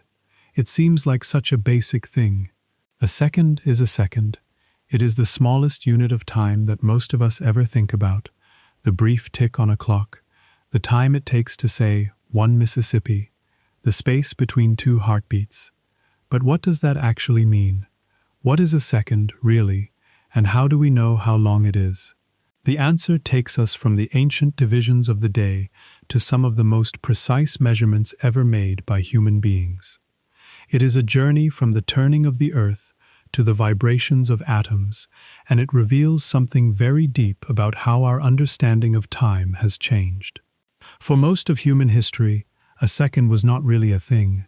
People did not measure seconds. They did not have instruments that could do so. The ancient Egyptians divided the day into 12 hours of daylight and 12 hours of night, but those hours were not all the same length, and they were certainly not divided into minutes and seconds. The ancient Greeks and Romans sometimes used the word second in a mathematical sense, as the second division of an hour by 60, but it was an abstract idea, not something anyone could measure. For centuries, the smallest practical unit of time was the hour, marked by the sundial or the water clock. When the first mechanical clocks appeared in medieval Europe, they had only an hour hand. Minutes were not marked because the clocks were not accurate enough for minutes to mean anything. A clock that gains or loses half an hour a day cannot tell you much about minutes. But as clocks improved, as the pendulum brought a new level of precision in the 1600s, minutes became visible, and with minutes came the possibility of seconds. A second was simply a tiny fraction of a larger unit. It was defined by division. Take 1 day, divide it into 24 hours. Divide each hour into 60 minutes. Divide each minute into 60 seconds. That gives you a second as 1/86,400th of a day. For a very long time, that was the definition. A second was whatever you got when you sliced up the rotation of the Earth into small enough pieces. It was a good definition, practical and rooted in the most fundamental rhythm of human life, the turning of day into night and back again. The Earth spins, and that spin gives us a clock. All we had to do was divide it finely enough, and we had our second. But there was a problem, a quiet problem that only became visible when measurement got good enough to see it. The Earth's rotation is not perfectly steady. It wobbles, it slows down and speeds up by tiny amounts, pushed and pulled by the gravity of the moon and the sun, by the movement of molten rock deep inside the planet, by the shifting of ocean currents and ice sheets, and even by large earthquakes. The day is not a fixed length. It varies by milliseconds, fractions of a second so small that you could never feel them. But by the 20th century we had clocks that could measure those variations, and that meant that a second defined as a fraction of a day was not a fixed length either. It was a slightly different length on different days. For most purposes this did not matter, but for science, for navigation, for the new world of radio communications and eventually space travel, it mattered a great deal. We needed a second that was not tied to the wobbly, uneven turning of the Earth. We needed a second that was defined by something more stable, something that did not change from day to day or year to year. We needed to look inside the atom. Atoms are the tiny building blocks of all matter, far too small to see with the naked eye or even with most microscopes. They are made of even smaller particles, protons and neutrons clumped together in a central core, the nucleus, and electrons orbiting around that core. Atoms are not solid, still things. They are full of motion and energy. The electrons buzz around the nucleus in specific patterns, and those patterns can change. An electron can absorb a little bit of energy and jump to a higher orbit. Then it can release that energy and fall back down. When it falls back down, it gives off a tiny pulse of light, a wave of electromagnetic energy that vibrates at a very specific, very steady frequency. Every kind of atom has its own set of frequencies, its own signature of vibrations. And those vibrations are incredibly stable. They do not wobble, They do not slow down or speed up. They are the same in every atom of the same type, everywhere in the universe, under the same conditions. They are, as far as we can tell, among the most constant things in nature. In the middle of the 20th century, physicists began to build clocks that used these atomic vibrations instead of pendulums or quartz crystals or the turning of the Earth. The first practical atomic clock was built in 1955 at the National Physical Laboratory in England, using atoms of the element cesium. Cesium is a soft, silvery metal, not particularly rare, and it has a property that makes it very useful for timekeeping. One of the transitions of its electrons, one of the jumps between energy levels, vibrates at a frequency that falls in the microwave range, a part of the electromagnetic spectrum that we can measure with great precision. The cesium atomic clock works by bathing a stream of cesium atoms in microwaves and tuning the frequency of those microwaves until they exactly match the natural vibration of the atoms. When the match is perfect, the atoms absorb the microwave energy, and a detector registers the change. The clock then counts the vibrations. Every time the vibration cycles a certain number of times, the clock ticks forward by 1 second. How many vibrations make a second? The number was chosen very carefully to match, as closely as possible, the old definition of the second as a fraction of a day. Scientists measured the frequency of the cesium vibration against the best available measurements of the Earth's rotation. They came up with a number. It is a very large number, but it is also a very precise number.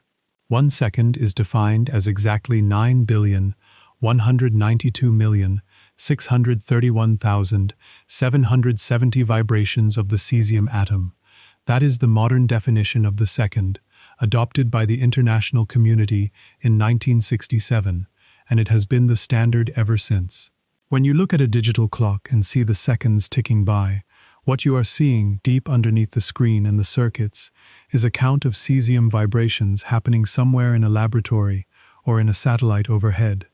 This was a profound shift in the history of timekeeping. For all of human history up to that point, time had been defined by the sky, by the sun and the earth, and their slow, majestic dance. Now, for the first time, time was defined by something inside matter itself. The definition of a second no longer depended on the rotation of a planet. It depended on a fundamental property of the universe, a vibration that is the same everywhere and does not change. The Earth could wobble, the day could lengthen or shorten by a few milliseconds, and it would not affect the official length of a second. The cesium atom would keep vibrating at its steady, unwavering pace, indifferent to the shifting of continents and the pull of the moon. This does not mean that we have abandoned the Earth altogether.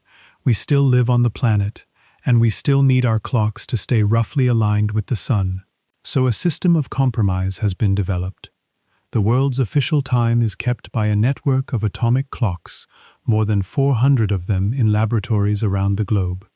These clocks are averaged together to produce a timescale called International Atomic Time. But the Earth's rotation is still monitored very carefully, and when atomic time and Earth time drift apart by more than a tiny amount, a leap second is added to bring them back into alignment.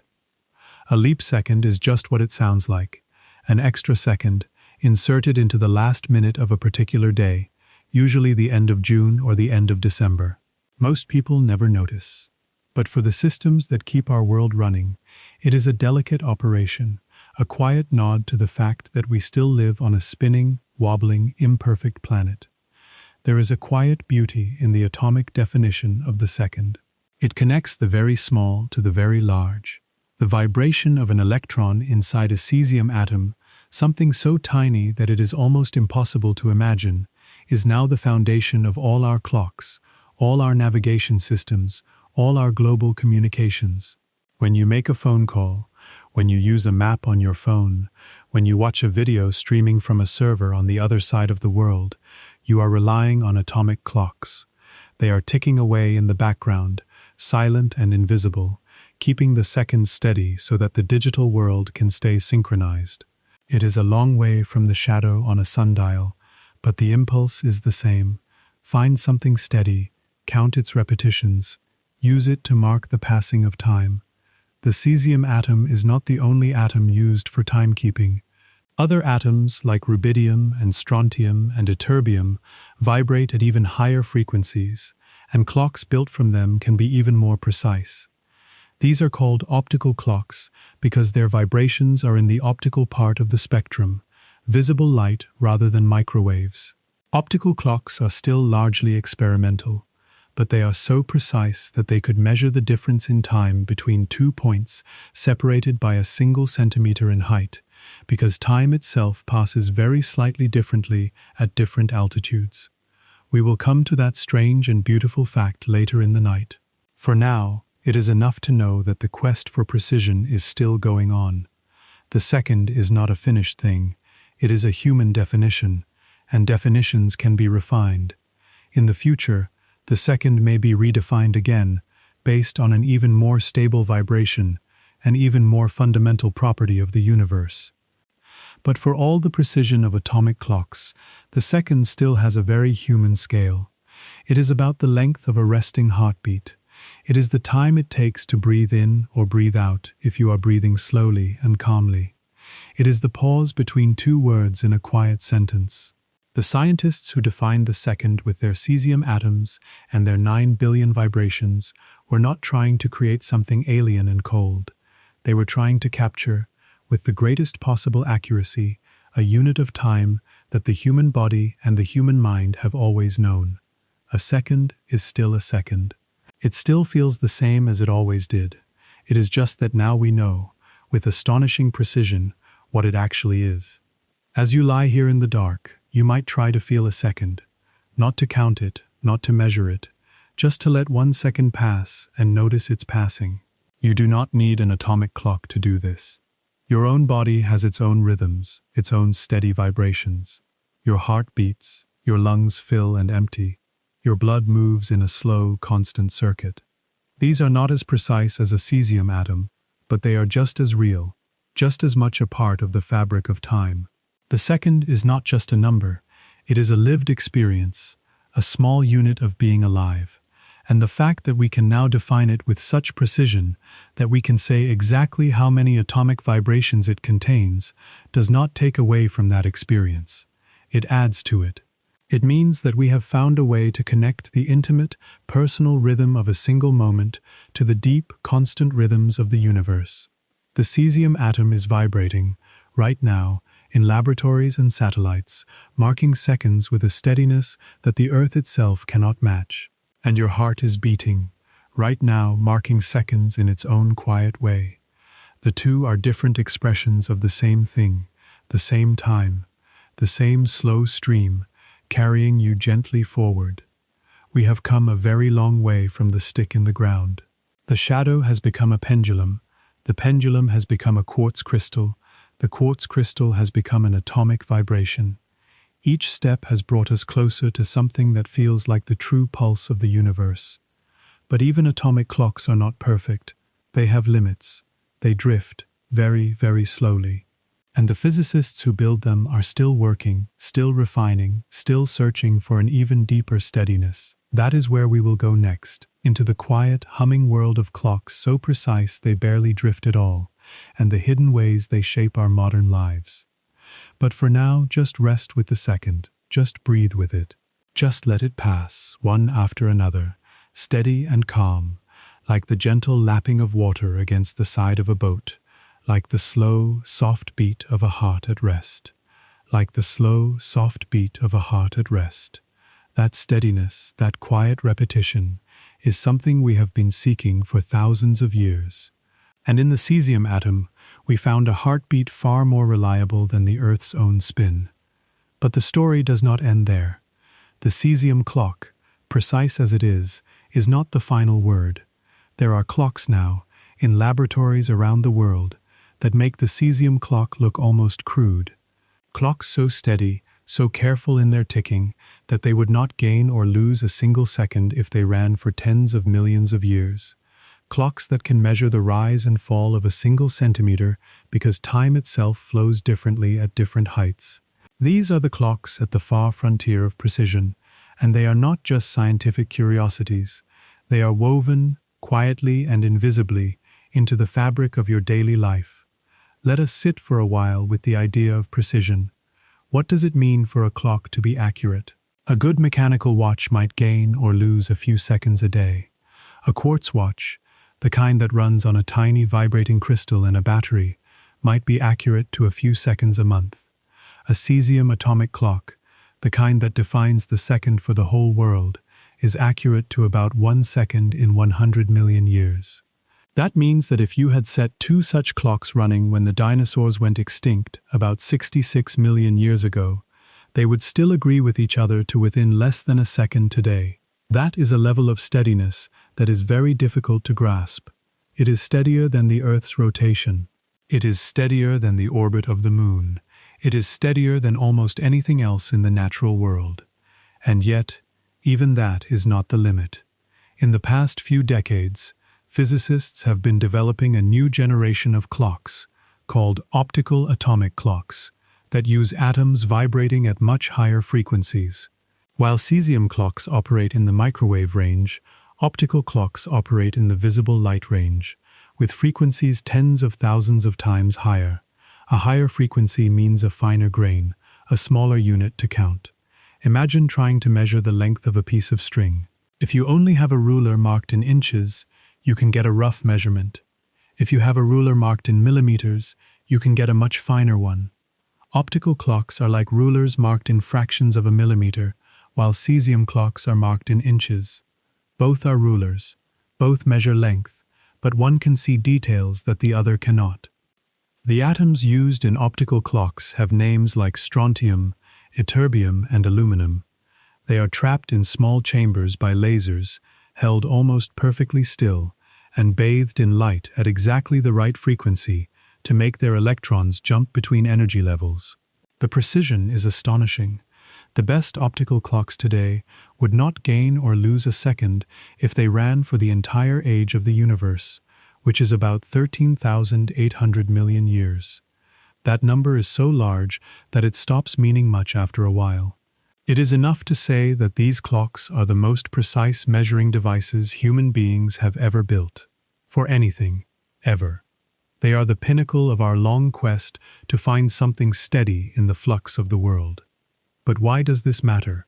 Why do we need clocks that are so precise? The answer is that extreme precision is not just about keeping time.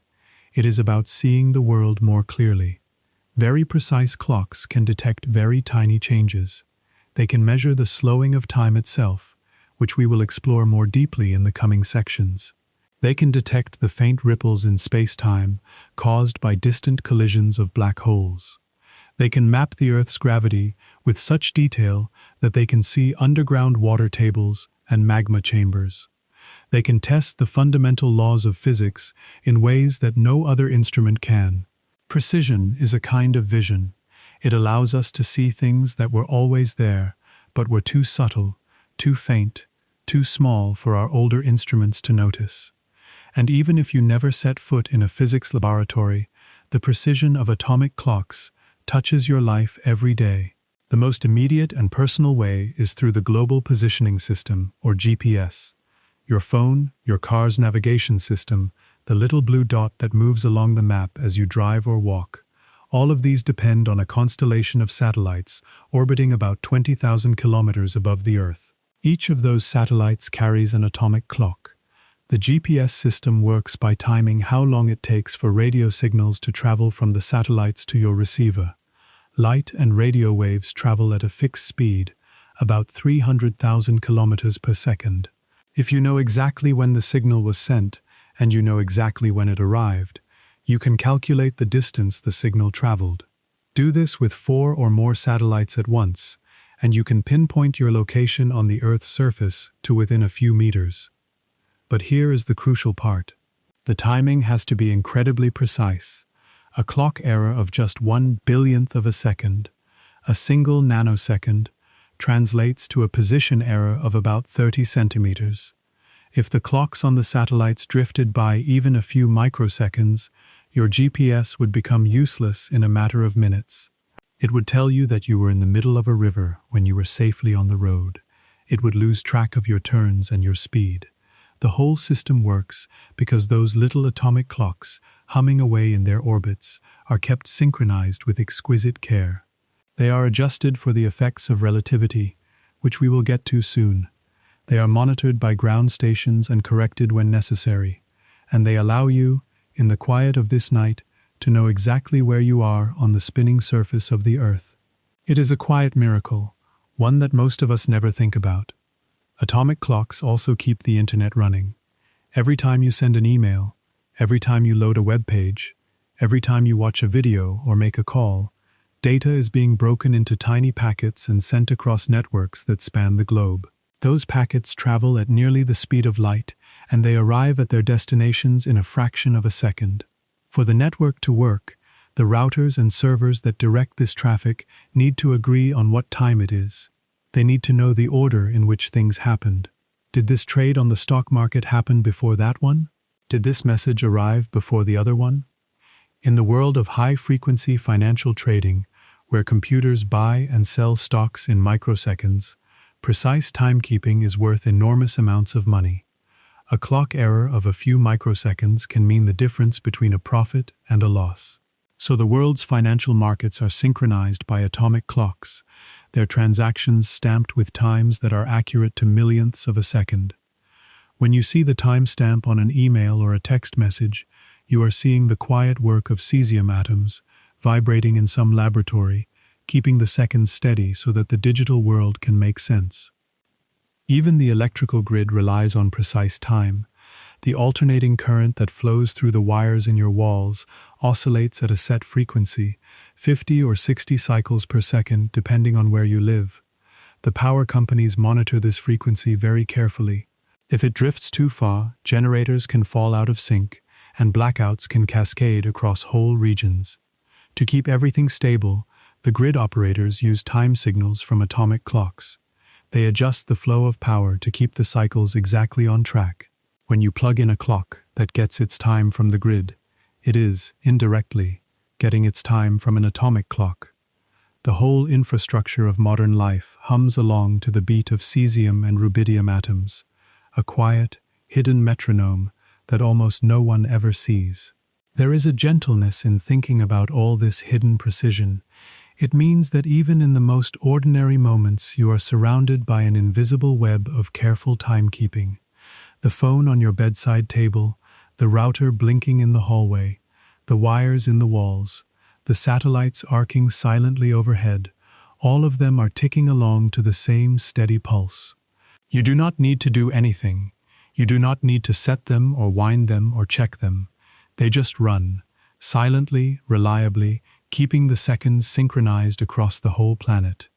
It is a kind of quiet order, a vast, distributed clockwork that we have built together, and it works so well that we can forget it is even there. But even these marvels are not perfect. Even atomic clocks have limits. The cesium atoms eventually run out. The lasers that trap the atoms can drift out of alignment. The electronics that count the vibrations have their own tiny fluctuations. No clock, however precise, can run forever without some drift. And the physicists who build these clocks know this. They are always working on the next generation, the next refinement, the next decimal place of precision. The quest for a perfect clock is an asymptotic one, always approaching the ideal, but never quite reaching it. And there is a certain peace in that. It means that time, at its deepest level, is still something we are reaching toward, not something we have fully captured. The cesium atom vibrates, and we count its vibrations, and we agree that this many vibrations shall be called a second. But what time actually is, beneath all the counting, remains a question.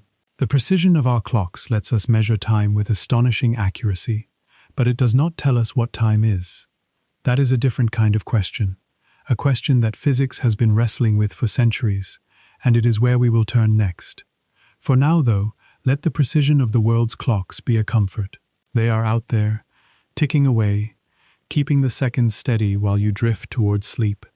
The cesium atoms in the satellites, the rubidium cells in the network hubs, the quartz crystals in your phone, all of them are part of the same great chorus, counting the moments in their own quiet ways.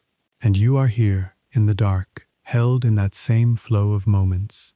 The precision is not cold, it is not distant, it is simply the latest chapter in a very old human story, the story of our desire to find something steady, something reliable, something to hold on to as the stream of time carries us forward.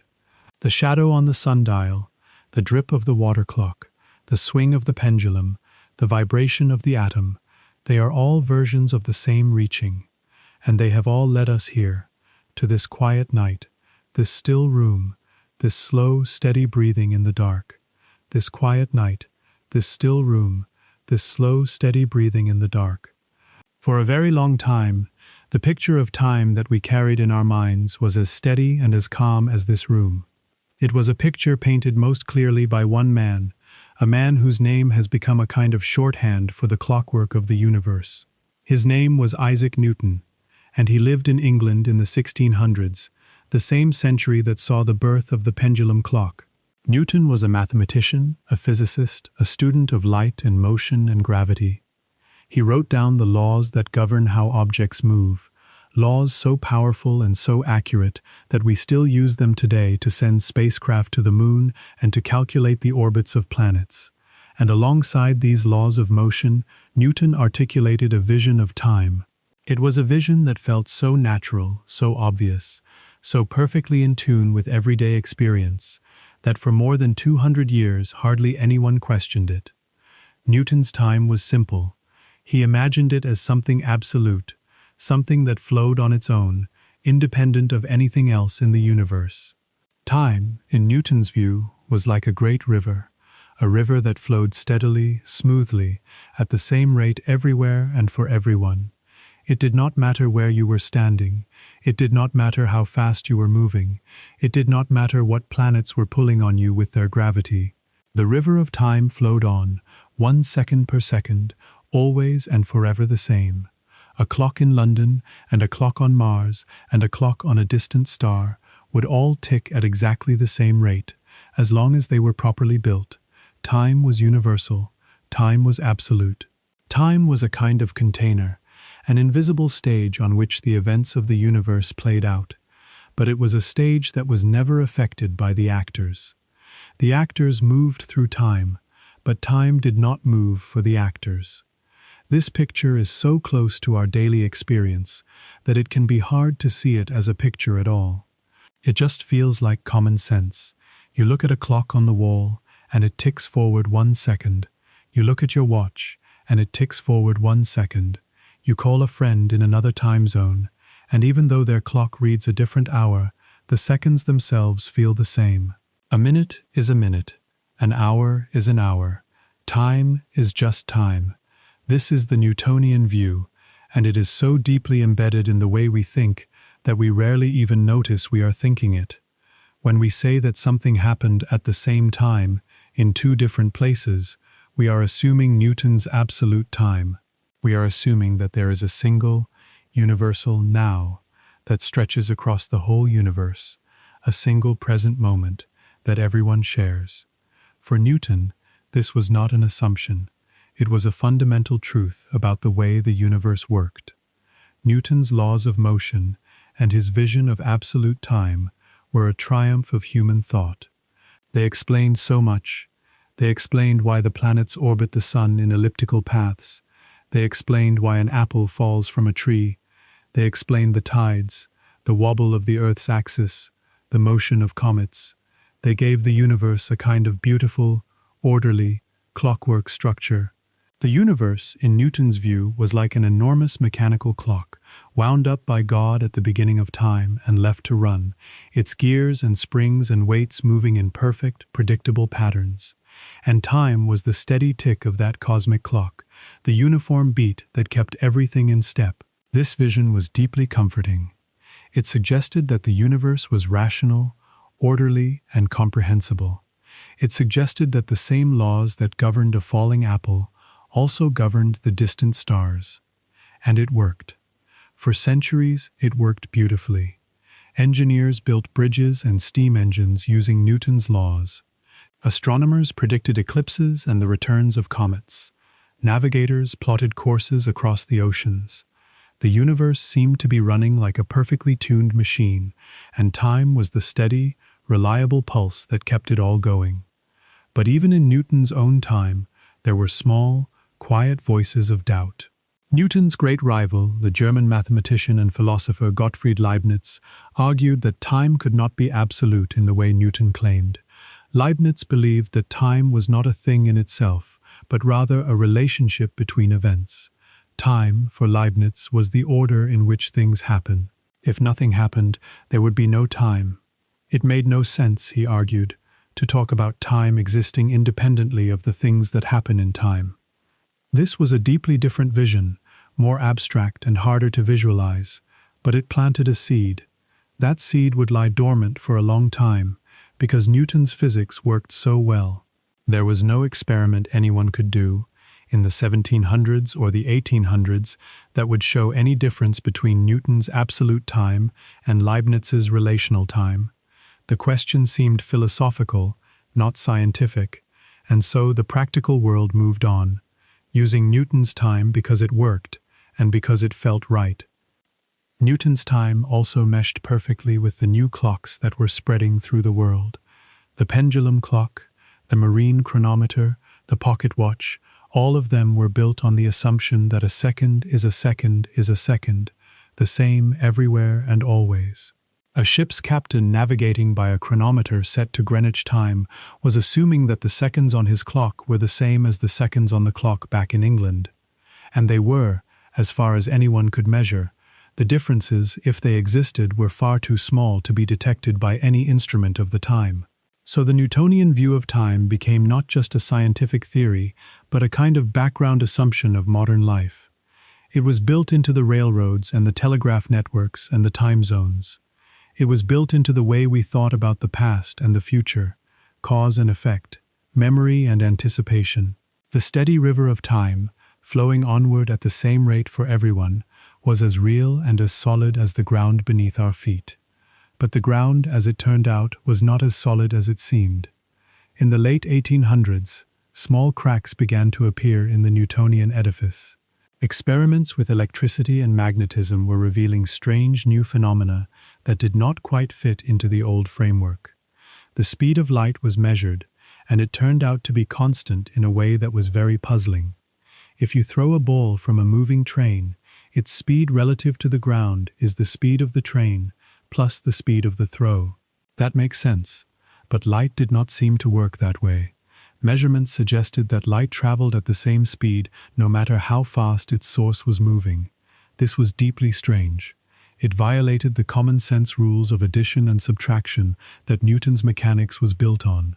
A number of physicists in the late 1800s and early 1900s began to chip away at the problem, trying to save Newton's absolute time by making small adjustments, adding new ideas to patch the cracks.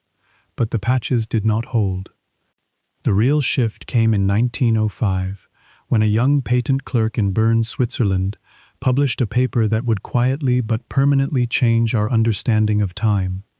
His name was Albert Einstein, and his paper was on what he called the electrodynamics of moving bodies. Later it would be known as the special theory of relativity. It did not set out to overthrow Newton, it set out to solve a specific problem about light and motion. But in solving that problem, Einstein discovered something that would have been almost unthinkable to Newton and to nearly everyone else alive at the time. He discovered that time is not absolute. It is not a steady river that flows the same for everyone. It is something far stranger and far more beautiful. It is something that can stretch and shrink, depending on how fast you are moving. Einstein's special theory of relativity showed that the rate at which time passes is not fixed. It depends on motion. If you are moving very fast relative to someone else, your clock will tick more slowly than theirs. This is not an illusion. It is not a mistake in measurement. It is a real, physical effect. Time itself, the actual passing of moments, is different for the moving observer and the stationary one. This effect is called time dilation, a stretching of time, and it is not something that you would ever notice in daily life, because the speeds at which it becomes noticeable are so enormous. You have to be moving at a significant fraction of the speed of light for the effect to be measurable without very precise instruments. Light travels at about 300,000 kilometers per second, a speed so vast that it can circle the Earth more than 7 times in a single second. Nothing in our ordinary experience moves anywhere near that fast. The fastest airplane, the fastest rocket, the fastest bullet, they are all standing still compared to the speed of light. So in our daily lives, Newton's time feels perfectly correct. A clock on a speeding train and a clock on the station platform seem to tick at the same rate, and for all practical purposes they do. The difference is too small to feel, too small to matter, too small to notice without atomic clocks. But the difference is real. It has been measured. In one famous experiment in 1971, very precise atomic clocks were flown around the world on commercial airliners. When they were compared with identical clocks that had stayed on the ground, the flying clocks had recorded slightly less time. They were younger, in a sense, by a few billionths of a second. The effect was tiny, but it was exactly what Einstein's theory predicted. Time really does slow down when you move. It is not a metaphor. It is not a philosophical speculation. It is a physical fact, confirmed again and again by experiment. The cesium atoms in those flying clocks vibrated at their steady rate, but the rate itself was shifted by the speed of the airplane. The seconds were slightly longer in the air than on the ground. Time had stretched.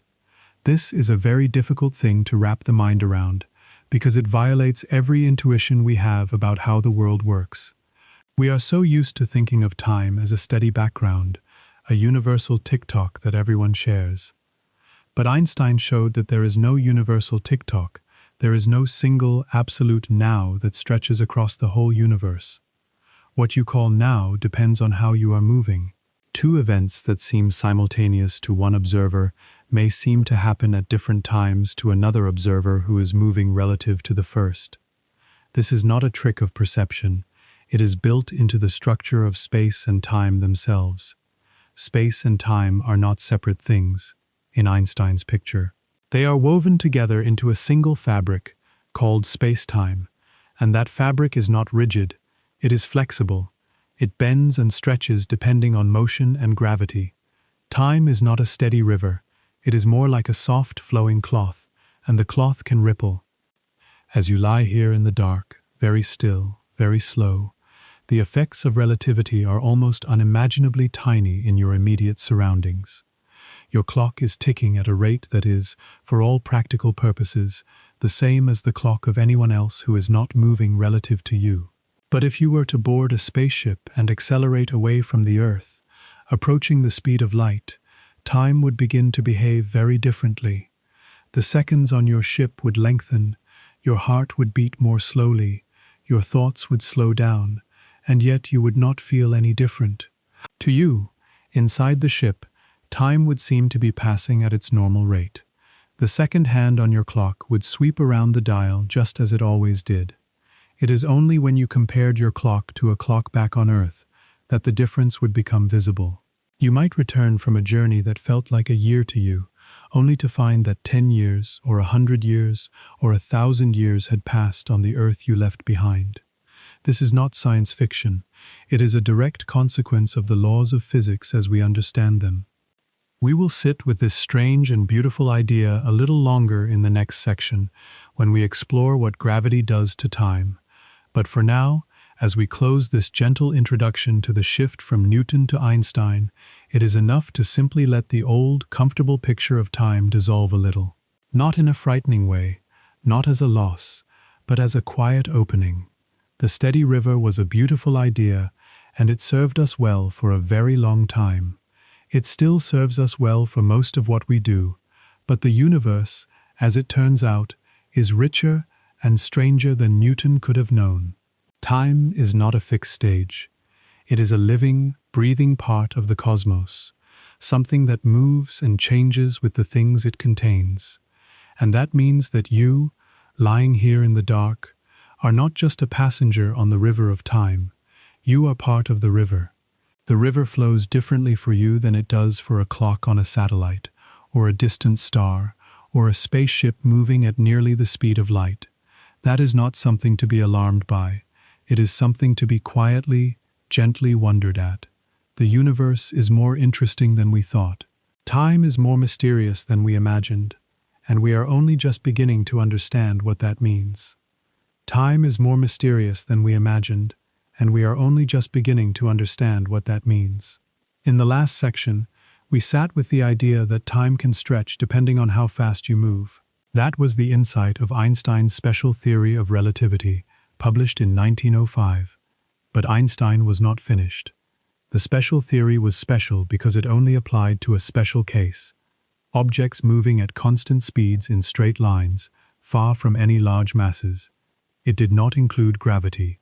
For the next 10 years, Einstein worked to bring gravity into his new picture of space and time. The result, published in 1915, was the general theory of relativity, and what it revealed about time was even stranger, even softer, and in some ways even more beautiful than what the special theory had shown. General relativity says that gravity is not a force in the way Newton had imagined. Newton saw gravity as a kind of invisible pull, a rope reaching across space that yanked objects toward each other. That was a very good description, and it still works for most things. But Einstein saw something deeper. He saw that gravity is the shape of space and time themselves. A large mass, like a planet or a star or a black hole, does not just pull on things. It bends the space and time around it. Imagine a heavy ball placed on a stretched rubber sheet. The ball makes a dent. If you roll a marble across the sheet, the marble will curve toward the heavy ball, not because the ball is pulling it, but because the sheet itself is curved. That is a simple picture of what gravity does to the fabric of space-time. The Earth is not pulling you toward its center with an invisible rope. The Earth has curved the space-time around it, and you are simply following the curves. You are sliding along the dent that the Earth makes in the fabric of the universe. And here is the crucial part for our story.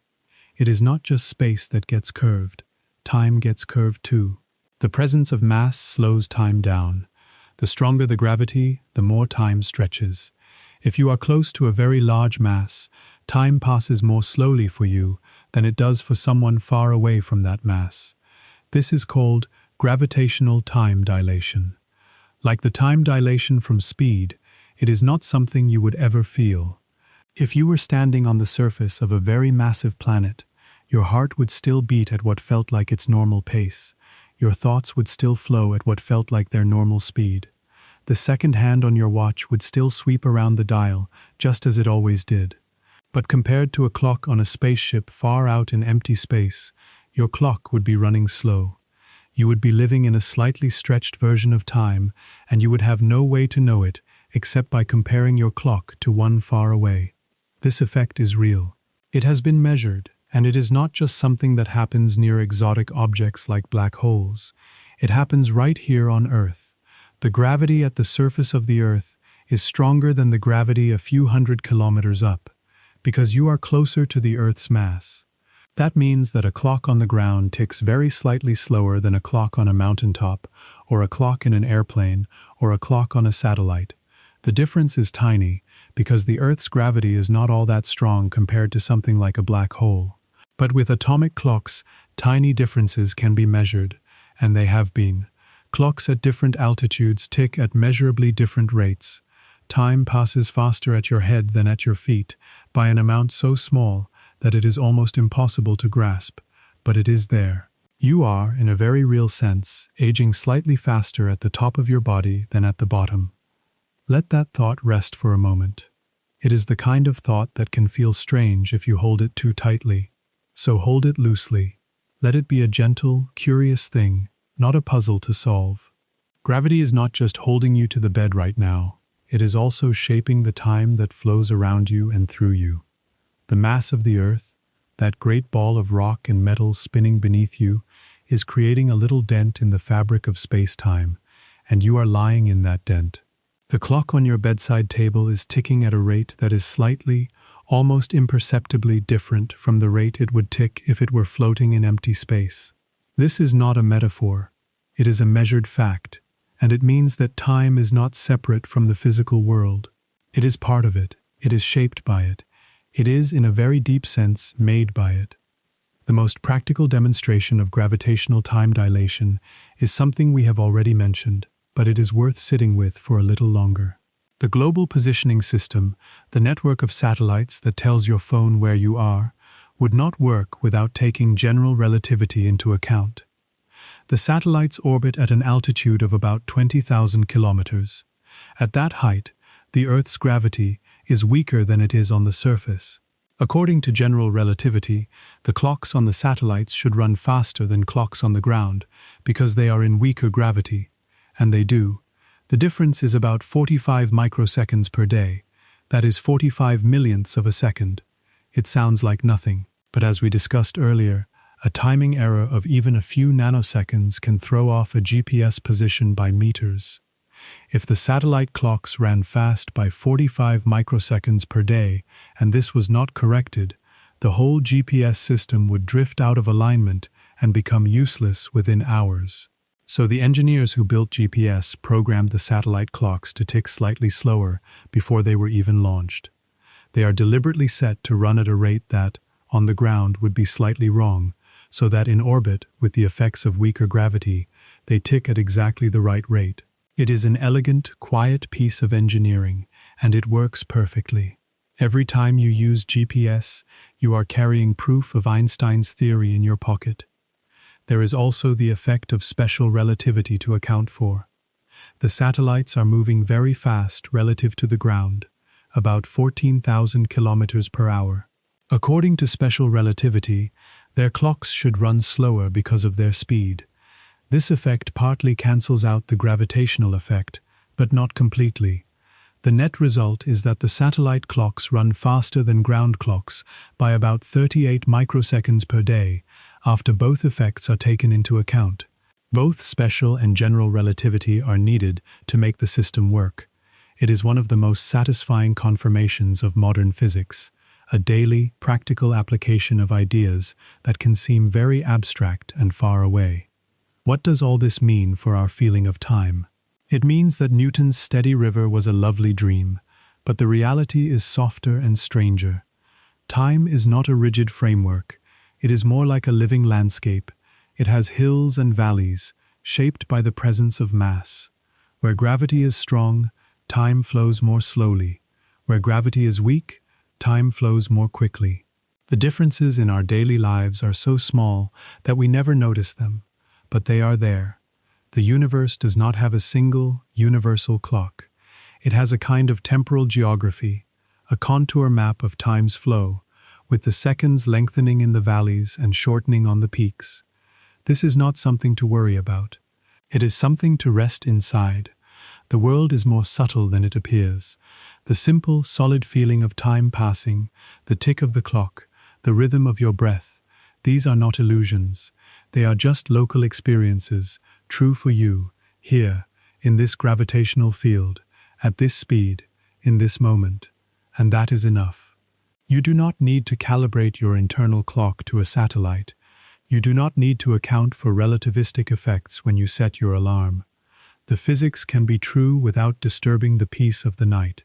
It can be a quiet, gentle wonder, a layer of understanding that deepens the silence rather than breaking it.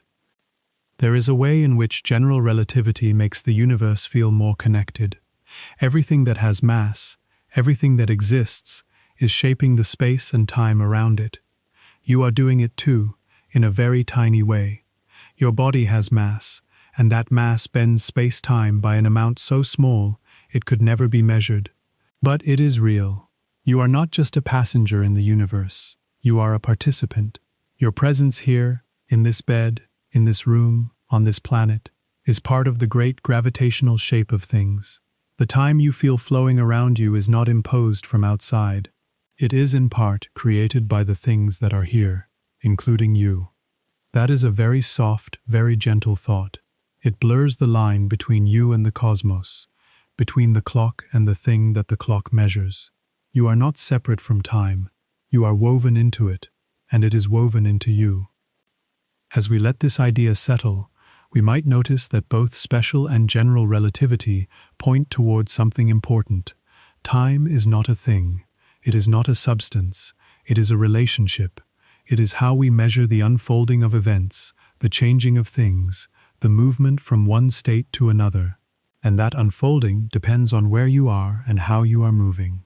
There is no privileged viewpoint, no master clock, no absolute now that contains the whole universe. Every observer has their own time, their own sequence of moments, their own flow of seconds.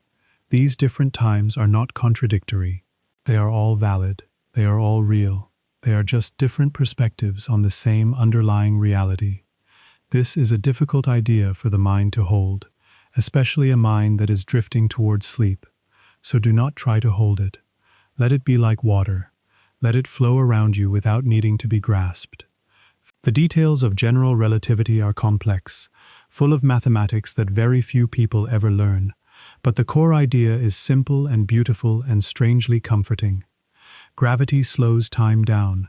The Earth is holding you gently in its gravitational field, and that field is doing more than keeping you from floating away. It is giving you your own local time, your own rhythm of seconds, your own quiet stream. And that stream is yours. It is the time of this room, this night, this breath. It does not need to match the time on a satellite or a distant star. It is sufficient. It is exactly right for where you are. And now, as we prepare to move into the next quiet stretch of our journey, we are going to turn from the bending of time to a question that may have been sitting in the back of your mind all along.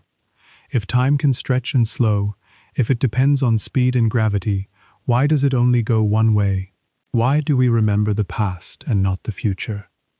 Why does an egg unscramble, a shattered glass reassemble, a cup of hot tea draw heat from the cold air around it?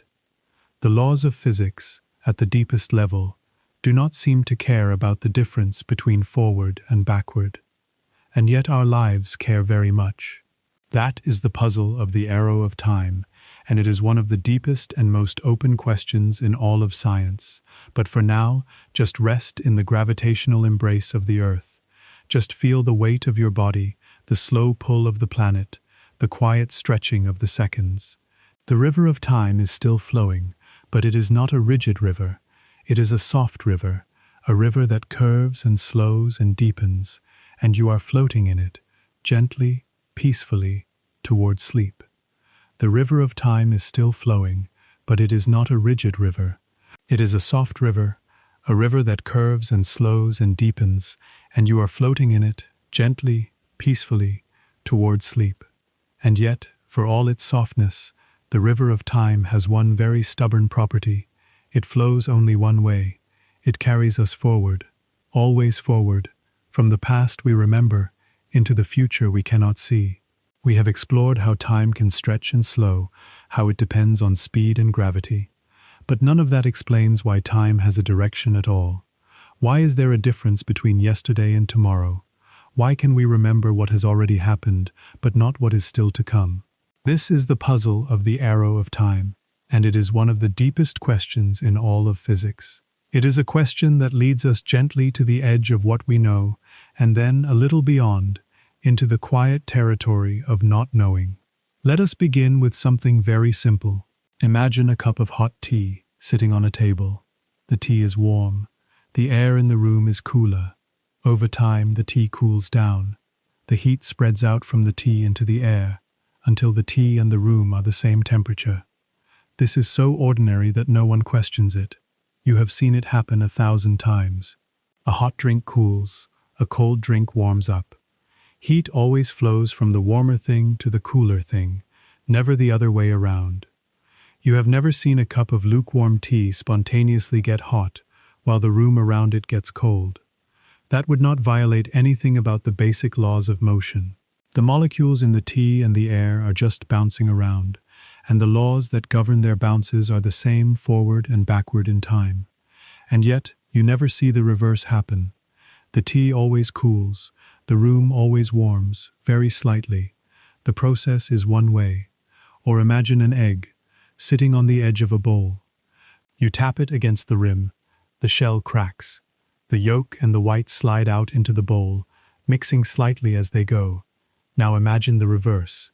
The yolk and the white rise up out of the bowl, gather themselves together, and slip back inside the shell, which then seals itself up perfectly, leaving no crack. You have never seen this. No one has ever seen this. And yet, the basic laws of physics do not forbid it. The laws that govern the motions of the molecules in the egg are the same whether the egg is cracking or uncracking. The difference is not in the laws. The difference is in something else. That something else has a name. It is called entropy. Entropy is a measure of disorder, of how spread out and mixed up the energy in a system is. A hot cup of tea has low entropy. The heat is concentrated in one place. A cracked egg has low entropy. The yolk and the white are neatly separated inside the shell. As time passes, entropy tends to increase. The heat spreads out. The egg mixes. The concentrated energy becomes dispersed. The neat order becomes messy. The distinct parts become blended. This is the second law of thermodynamics, one of the most fundamental laws in all of science. In any isolated system, the total entropy tends to increase over time, or at least stay the same. It almost never decreases. This law gives time its direction. The arrow of time, according to this picture, is simply the direction in which entropy increases. We remember the past because the past had lower entropy. We cannot remember the future because the future has higher entropy, and our brains, like everything else, are part of this flow from order to disorder. This is a very satisfying explanation as far as it goes. It tells us why eggs crack and tea cools and people grow older.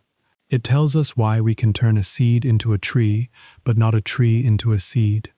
It tells us why the processes of life, which create local pockets of order, must be paid for by a larger increase in disorder somewhere else. The tree grows by taking energy from the sun and nutrients from the soil, and in doing so, it increases the overall entropy of the universe. Order here is always balanced by disorder there. The arrow of time, in this view, is a statistical thing. It is not a fundamental law of motion, but a tendency, a probability, a near certainty that arises because there are far, far more ways for things to be disordered than ordered. If you shuffle a deck of cards, it is not impossible that they will end up sorted by suit and rank. It is just overwhelmingly unlikely. The universe is like that, but on a scale so vast that the unlikely things never happen in practice. But this explanation, as satisfying as it is, only pushes the question back one step. Why was the entropy of the universe so low in the beginning? If entropy always increases, then the universe must have started in a state of very, very low entropy, a state of extreme order and concentration. That is, in fact, what the evidence suggests. The universe began in a hot, dense, very smooth state, what we call the Big Bang. That smoothness, that uniformity, was actually a state of very low entropy, because matter and energy were packed together very tightly. As the universe expanded and cooled, matter clumped together into stars and galaxies, and energy spread out, and entropy increased. The arrow of time, in this cosmic sense, points from that initial low entropy state toward a future of ever-increasing entropy, a future in which stars burn out and galaxies drift apart, and the universe becomes a thin, cold, evenly spread soup of particles. But why did the universe start that way? Why was the Big Bang a low-entropy event? That is a question that physics, at the moment, cannot answer. We do not know. It is possible that the initial conditions of the universe were simply a brute fact, something that just was. It is possible that there is a deeper explanation involving quantum gravity or a multiverse or some principle we have not yet discovered. But as of now, the reason why time has a direction at the most fundamental level is an open question. It is a gentle mystery, a place where our understanding runs out and the quiet dark of not knowing begins. And that is all right. Not knowing is part of the story too. It is part of the calm. It is the edge of the map, where the known world gives way to the open sea, and there is a kind of peace in standing at that edge and admitting that we do not have all the answers. There is another layer to the puzzle, a deeper and more subtle one. The second law of thermodynamics explains why large, complex systems have an arrow of time. But the fundamental laws of physics, the laws that govern individual particles and forces, are mostly time-symmetric. They work the same forward and backward. If you watch a movie of two particles colliding and bouncing off each other, you cannot tell whether the movie is running forward or backward. The collision looks the same either way. This is true of gravity, of electromagnetism, of the strong and weak nuclear forces. At the level of individual interactions, there is no arrow of time. The arrow only emerges when you have many, many particles interacting together, when statistics and probability come into play. So is the arrow of time a fundamental feature of reality, or is it an emergent phenomenon, something that arises only at the large scale? We do not know for sure. It is another open question. And there is yet another layer. Even if we accept that entropy gives time its direction, we still have the feeling that time flows. We do not just observe that entropy increases. We feel the passage of time. We experience a moving present, a now that slides forward, eating up the future and leaving the past in its wake. This feeling of flow is very powerful, very immediate, and very mysterious. Is it something real, a feature of the physical world? Or is it something that our brains construct, a way of making sense of the fact that we can remember the past but not the future? Physics, as it stands, does not have a clear answer. The equations do not have a little moving light that marks the present moment. Time, in the equations of physics, is just a dimension, like space. It is all there, past and future, laid out in a block. Some physicists and philosophers argue that the flow of time is an illusion, that all moments are equally real, and that our sense of passing through them is just a trick of consciousness. Others argue that the flow is real, and that our physics is simply incomplete. This is a debate that has been going on for a long time, and it shows no sign of being resolved soon. And that, too, is all right. It is a question to sit with, not a problem to solve. It is something to wonder about gently, in the dark, as sleep approaches. Think for a moment about your own life, your own personal arrow of time. You were born, you grew, you learned to walk and talk and read and think. You have accumulated memories, layer upon layer, stretching back into the dim, soft fog of early childhood.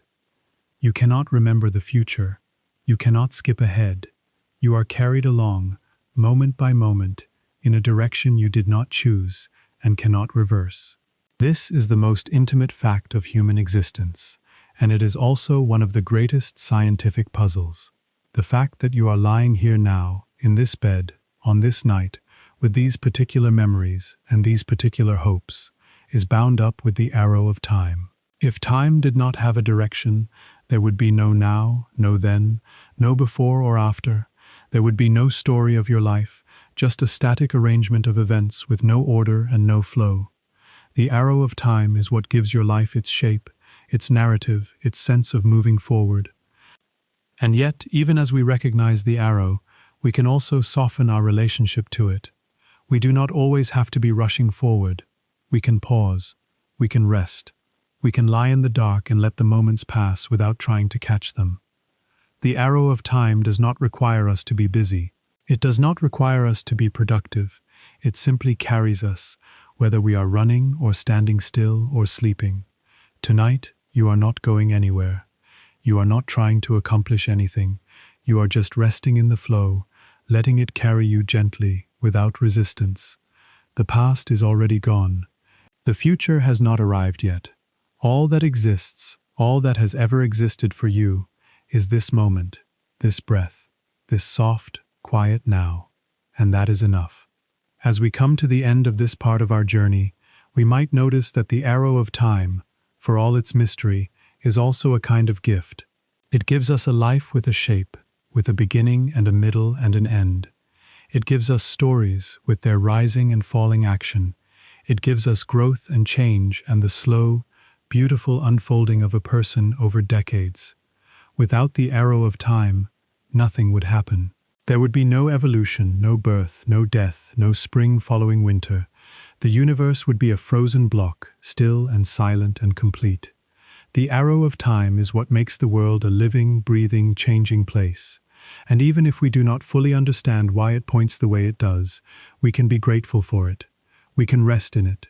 We can let it carry us, as it has carried everything that has ever lived, from the first cells in the ancient oceans, to the first humans looking up at the stars, to you, here, now, in the dark, breathing slowly, letting go of the day, drifting gently towards sleep, drifting gently towards sleep. The arrow of time has carried us a long way tonight. It has carried us from the first shadows on the ground to the vibrations of atoms, from the steady river of Newton to the curving, stretching time of Einstein. And now, as we enter the quiet close of our journey, we are going to let that arrow carry us outward, far outward, into the vast stretches of time that surround our small lives. We are going to sit for a while with deep time, with the age of the earth and the age of the universe, and then we are going to let that vastness settle us, gently, into the small, soft moment we are actually in. This breath, this heartbeat, this quiet night. Let us begin with the largest number, the one that sets the frame for everything else. The universe, as far as we can tell, began about 13,800 million years ago. That is the current best estimate for the age of the cosmos, based on careful measurements of how fast the galaxies are moving apart. By tracing that expansion backward, like running a film in reverse, we arrive at a point where everything we can see was compressed into a state of almost unimaginable density and heat. That point is what we call the Big Bang. It was not an explosion in the ordinary sense, not a bomb going off in a pre-existing space. It was the beginning of space and time themselves, as far as our current understanding goes. What came before it, if the word before even makes sense in that context, is something we do not know. It is one of the great open questions, and we can let it sit quietly, without needing an answer. 13,800 million years. That number is so large that it is almost impossible to feel. The human mind did not evolve to grasp such scales.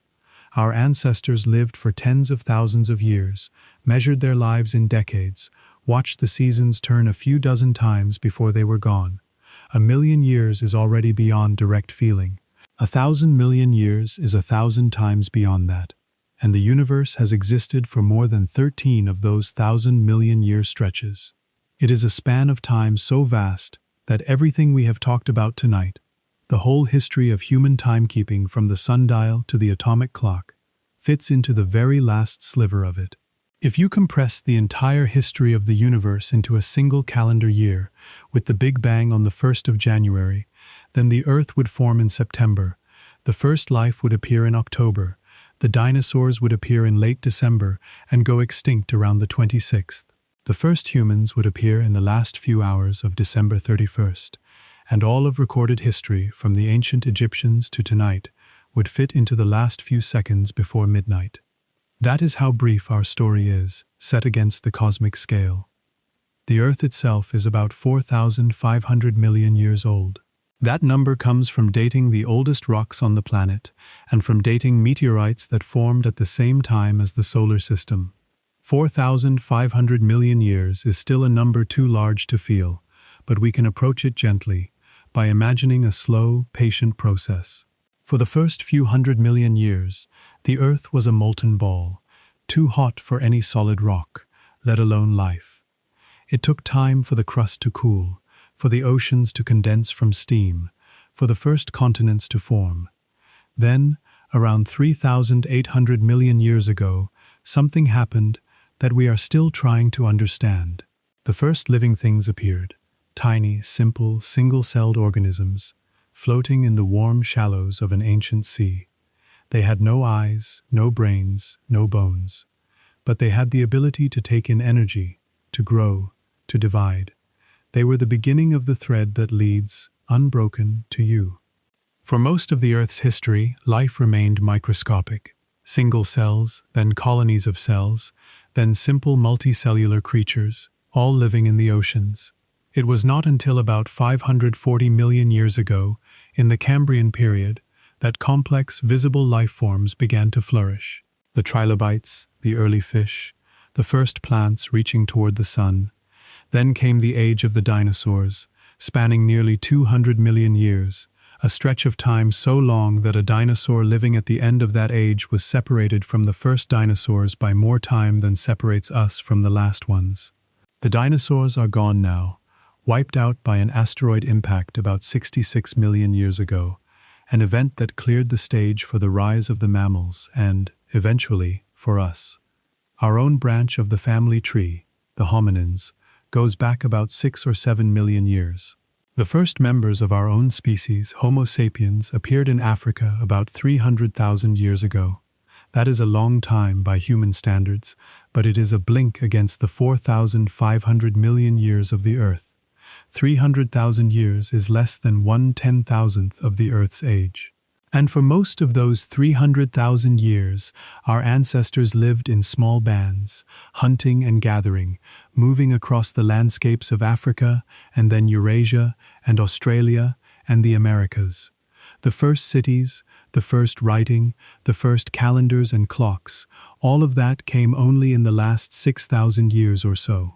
The last 1% of our species' existence. We are very new. Our clocks and our calendars, our physics and our philosophy are all very new, and yet they are part of a story that stretches back, without a single break, to those first living cells in the ancient seas. These numbers can feel very heavy if we hold them the wrong way. They can make a single human life seem tiny and insignificant, a brief flicker in the vast dark. And in one sense, that is true. A single human lifetime, measured against the age of the universe, is like a single grain of sand on an endless beach. But that is not the only way to hold these numbers. They can also be a source of deep, quiet comfort. You are not separate from the universe. You are made of it. The atoms in your body were forged in the cores of stars that lived and died long before the Earth was born.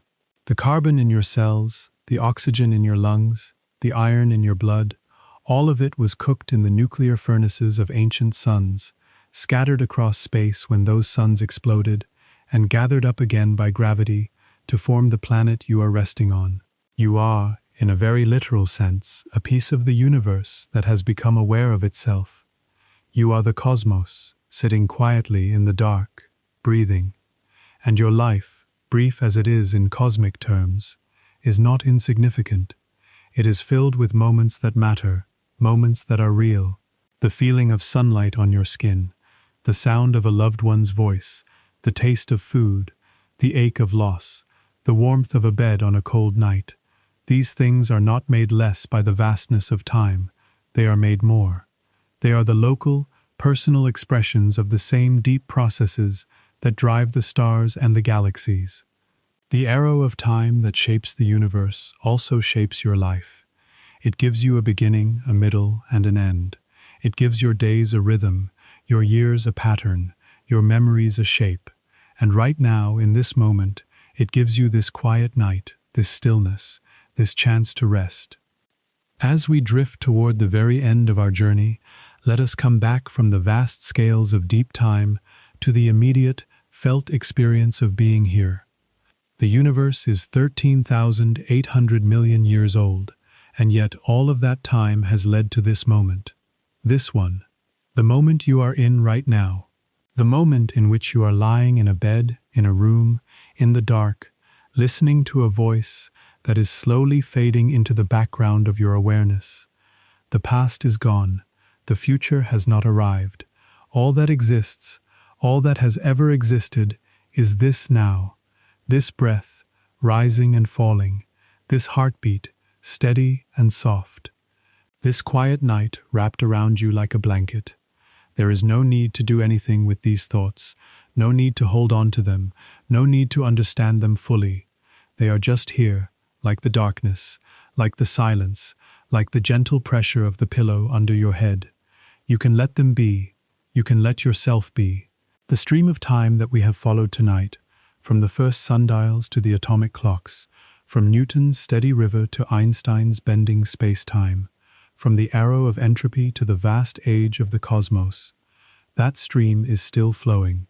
It is flowing right now, carrying you gently forward, as it has always done, as it will always do, and you are safe in it, you are held in it, you are part of it.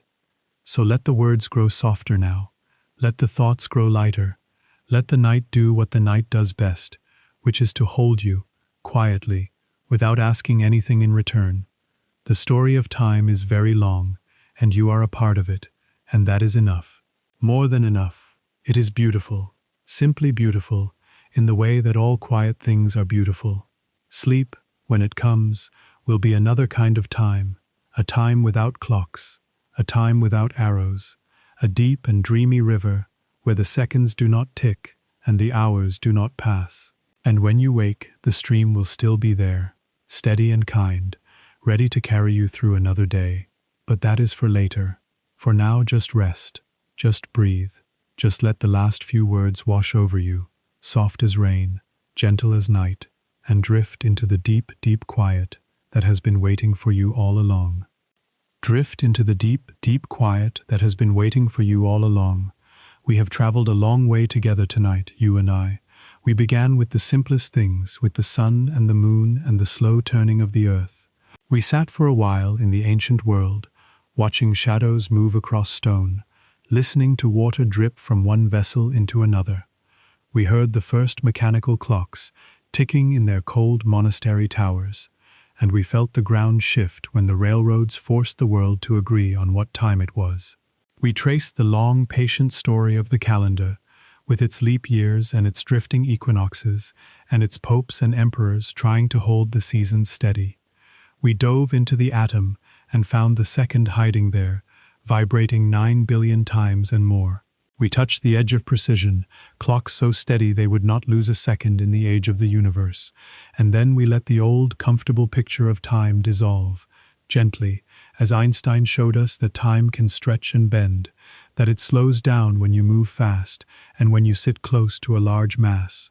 We wondered about the arrow of time, why it points one way and not the other, and we admitted, quietly, that we do not fully know the answer. And then we zoomed out, far out, to the age of the earth and the age of the universe, letting the vastness of deep time settle around us like a soft, dark blanket. Now we are here, the last quiet stretch of the journey, the place where the words begin to thin out and the silence begins to grow. This is not a section of new facts or new ideas. It is a gentle landing, a soft return to the body and the breath and the room. It is an invitation to let go of the story entirely and sink into the actual, felt experience of this moment. The story of time is fascinating, but the experience of time, right now, is even deeper. It is not something you need to think about. It is something you are already doing. You are breathing. You are resting. You are being carried without effort from one second to the next. Feel, if you like, the weight of your body pressing down into the mattress. There is no need to move. There is no need to adjust. Just notice the places where your body meets the bed. The back of your head on the pillow, your shoulders, your hips, your heels. Gravity is doing its quiet work, holding you gently against the surface of the earth. The same gravity that bends time is holding you right now, keeping you safe, keeping you still. You do not have to hold yourself up. You do not have to do anything at all. The bed is holding you. The earth is holding you. The soft, curving fabric of space-time is holding you. You are completely supported. And your breath. Notice how it comes and goes without any effort on your part. You do not have to remember to breathe. You do not have to control it. It just happens. In and out, a steady, soft rhythm that has been with you since the moment you were born and will stay with you until the very end. Each breath is a small piece of time, the space between an inhale and an exhale, the pause at the top of the breath, the pause at the bottom. These are not measured in seconds or minutes. They are just felt, just lived. They are the most basic, the most intimate clock you will ever know. The breath is time, made personal. The breath is the stream, flowing through you. As you lie here, you might notice that the boundaries of your body are beginning to soften. It is a natural thing at the edge of sleep. The clear, sharp sense of where you end and the world begins starts to blur. The darkness behind your closed eyes feels vast, unbounded. The sounds of the room, the faint hum of a fan, or the distant rustle of wind outside blend into the silence. There is no sharp line between inside and outside. There is just this field of sensation, this gentle, floating awareness, this quiet presence that asks nothing of you. This is the state between waking and sleep, and it is a very old, very tender place. People have been falling asleep like this for hundreds of thousands of years, letting go of the day, surrendering to the dark, trusting that the morning will come. Time feels different here. The minutes do not tick by in their usual way. A moment can stretch out, long and slow, like a single note held on a cello, or it can slip by unnoticed, a gap in the stream where nothing seems to happen at all. This is not the time of clocks. This is the time of the body, the time of the deep mind, the time that moves in rhythms older than any machine. You are entering a place where the arrow of time begins to loosen its grip, where past and future lose their edges, where there is only a kind of eternal now. This is the gift of sleep. It is a small death and a small rebirth, every night, a chance to let the story pause, to let the self dissolve and reform, to rest in the great, silent middle of things. Do not try to hold on to any of the ideas we have explored tonight. Let them go. They have done their work. They have kept you company through the dark hours, and now they can drift away like leaves on a slow river. The sundials, the water clocks, the pendulum, the cesium atom, the bending of space-time, the arrow of entropy, they are all still there, still true, still part of the great story. But you do not need them right now. Right now, you only need to rest. The story will still be there if you want to return to it. The facts will still be true. The mysteries will still be open. Time will still be flowing, steady and strange and beautiful, when you wake. And when you do wake, the world will be different. The sun will have risen or be about to rise. The light will be new, the air fresh, the sounds of the day beginning to stir. You will open your eyes and find yourself in the same room, but it will feel slightly new, slightly washed, as if the night has cleaned the slate. That is another gift of sleep. It gives us a fresh start, a new now, a clean page. The arrow of time moves forward, but it also brings renewal. Every morning is a small resurrection, a little victory of light over darkness, of waking over sleep. And you will step back into the stream, and it will carry you through another day, just as it has always done, just as it always will. But that is for later. That is for the morning, which is still hours away. Right now there is only this breath, this heartbeat, this quiet night, this soft, slow, gentle sinking into the dark. You are exactly where you need to be. You have always been exactly where you need to be. The stream of time has carried you here, to this moment, to this bed, to this stillness, and it has never once made a mistake. You are held. You are safe. You are part of something very old and very large and very kind. The voice will fade soon, the words will run out, and you will be left with the silence, which is the deepest voice of all. The silence does not need to speak, it simply is. It is the background of everything, the vast, quiet ocean in which all sounds arise and dissolve. It is the space between the ticks of the clock, the pause between the breaths, the dark behind the stars. It is the place where time itself rests. And you are welcome there. You have always been welcome there. So let this be the end of the story and the beginning of your sleep.